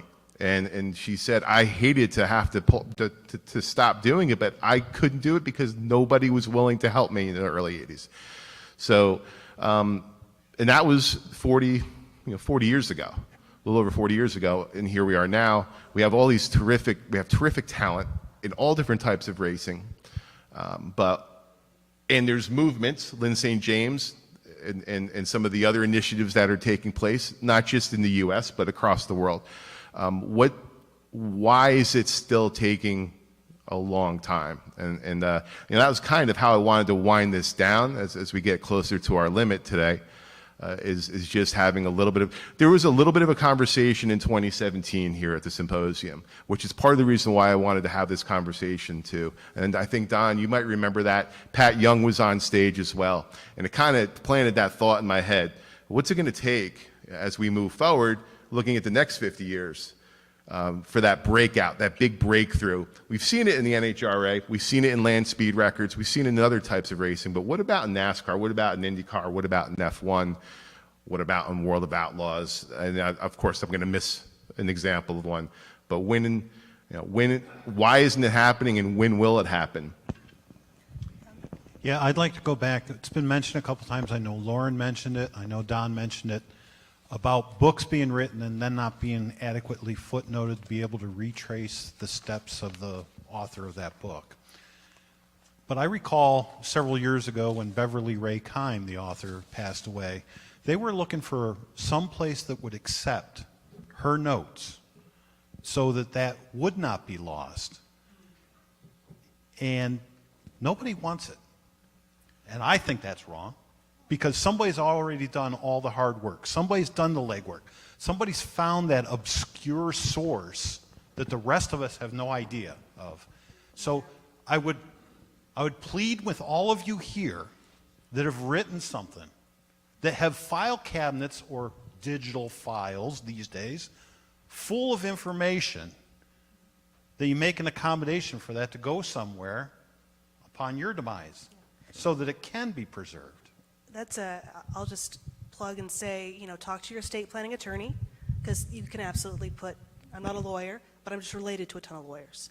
And that's becoming more and more common as people, intellectual property and things like that, making provisions for it in either your will or your revocable trust. But anyway, what I wanted to get back to was that's the second, Beverly Kime. She's also the co-author of Renee Dreyfus's autobiography, and she's a terrific writer. But back to your question about why things still aren't, I've been thinking a lot about this, because I love Formula One, but I'm also willing to admit it has a lot of problems. I come from a Hollywood background, and it's a lot of the same problems that Hollywood has, and I see it there. And so when we talk about how competitive and crazy it is now, even Lewis Hamilton says nobody can do what he did, which was he and his dad built a go-kart and started succeeding. Nowadays, kids need tens of thousands of dollars to get onto a karting team. They can't just show up with one they built. It starts professional and it starts young. So in looking at karting as one of these platforms, which then funnels up, for example, right? We know that of the tens of thousands of kids who start in karting, they're going to drop off. It's going to get whittled down as they move up the ranks. Well, if only 4% of the people who start are women, of course there's not going to be 50% of the success stories that are women. It's just a numbers game. It has to start young. And for me, I remember growing up, the messaging in the media, and I'm just talking from personal experience, the messaging in the media about cars was like, it's not for you, all right? You're a girl. You don't understand what's cool. These are the cool things that guys like. And I'm like, that car's ugly. They're like, you're stupid. You don't understand the way cars should look. Not thinking that there could be, women might think differently about design. Women might think differently about cars. And thinking about women in autocross, They also might be thinking differently about the reasons they compete. Very different. So not saying there aren't cutthroat, thirsty women who would love to put you in a wall on a track. I'm probably one of them. But if we're looking at sort of bigger numbers, you know, we can't expect just a few girls showing up at 8 and then suddenly we're going to have a 50%. There's some other topics that we could explore. In addition, we had 2 great ones this afternoon, 2 great papers that dealt with women in racing. And so hopefully this conversation was not only we enjoyed this, but hopefully it'll be beneficial in the future. And then in closing with this, just this idea, as we think big picture, as we think about the next generation and the generation after that, as we get older, and thinking about our children and grandchildren who are now, they're going to be responsible for keeping the history. And getting the younger generations involved is become a challenge. I think a lot of us would agree on that. It's nice to see a lot of younger scholars participating today.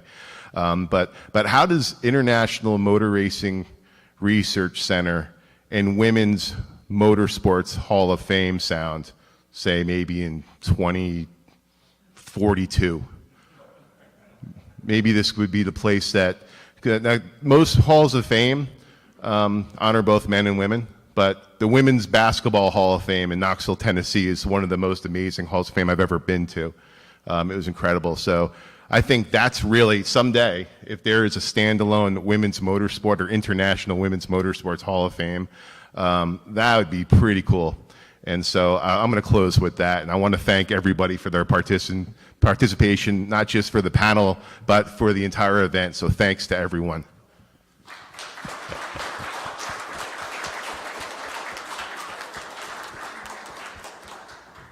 Ladies and gentlemen, on behalf of the IMRRC and the SAH, thank you for attending the symposium. We'll see you next year.